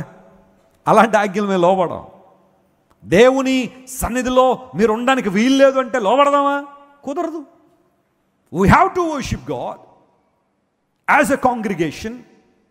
కార్పొరేట్గా మేము అందరం కలిసి దేవుని ఆరాధన చేయాలి. Of course we pray in our houses, in our homes. మన ఇళ్లలో ప్రార్థన చేసుకుంటున్నాం, వాక్యం చదువుకుంటున్నాం. But we want to gather together. This is the principal of new testament. నూతన నిబంధన చెప్పింది సంఘంగా కూడుకోండి. ఒకరు రాజాజ్ఞకి ఎందుకు వారు భయపడలేదంటే అది దేవుని చిత్తానికి వ్యతిరేకంగా ఉంది కాబట్టి. చెప్పబడింది, నా ప్రజల కోసం నిలబడాలన్న ఆ ధోరణి లేదా ఆ ఆలోచన ఎక్కడి నుంచి వచ్చింది తెలుసా? యొకోబెదు నేర్పించింది కాబట్టి.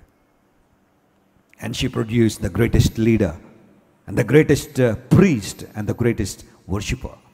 ఆ ముగ్గురు బిడ్డల్ని కూడా. ఇన్ఫ్యాక్ట్ ఇంకా చాలా విషయాలు నేను చెప్పుకోవచ్చు. మోషే యొక్క కుటుంబం కానీ, అహరోను కుటుంబం కానీ, మిరియాము కుటుంబం కానీ. మోషే గారి భార్య పేరు ఎవరైనా చెప్పగలరా?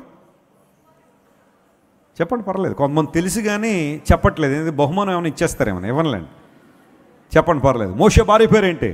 సిపోరా. వారికి ఎంతమంది పిల్లలు కలిగారు? 2 కదా. Very good. చాలా అద్భుతమైన కుటుంబం. Moses family was an exemplary family. అహరోనికి కూడా ఏమైంది చెప్పండి? వివాహం చేయాలి. అహరోన్ భార్య పేరు ఎవరైనా చెప్పగలరా?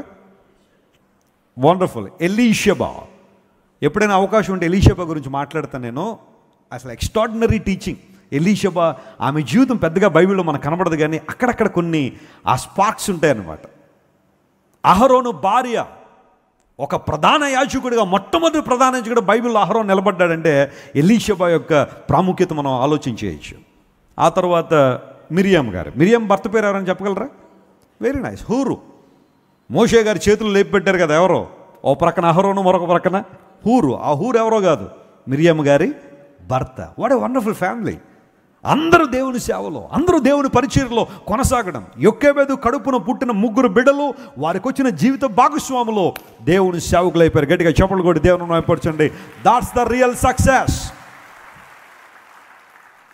ఒక కుటుంబం దేవుని కోసం నిలబడ్డం కన్నా గొప్ప విషయం ఏదైనా ఉందా? చెప్పండి గట్టిగా. లేదంతే. అయ్యో మరి మా పిల్లలు ఇంజనీర్లు అండి, డాక్టర్లు అండి. ఏదైతే అవనే, వాళ్ళు ఇంజనీర్ అవని, డాక్టర్ అవని, లేదా మరొకటి అవని, వారి ప్రైమరీ పర్పస్ ఏమై ఉండాలి తెలుసా? ఎవరి కోసం బ్రతకాలా? దేవుని కోసం బ్రతకాలి. అది నీ కుటుంబం అలాంటి అనుభవంలోకి రావాలి. యొకోబెదు తన కుటుంబాన్ని కట్టుకుంది. 3 బిడ్డలకి మంచి భవిష్యత్తులు ఇవ్వగలిగింది. దేవుని ఆత్మ ద్వారా నడిపించబడింది. యొకోబెదు చరిత్రలో నిలిచిపోయింది. ఈ విషయాలన్నీ కూడా దృష్టిలో పెట్టుకుందాం. యొకోబెదు అనే మాటకు దేవుడు నా మహిమ అనర్థం.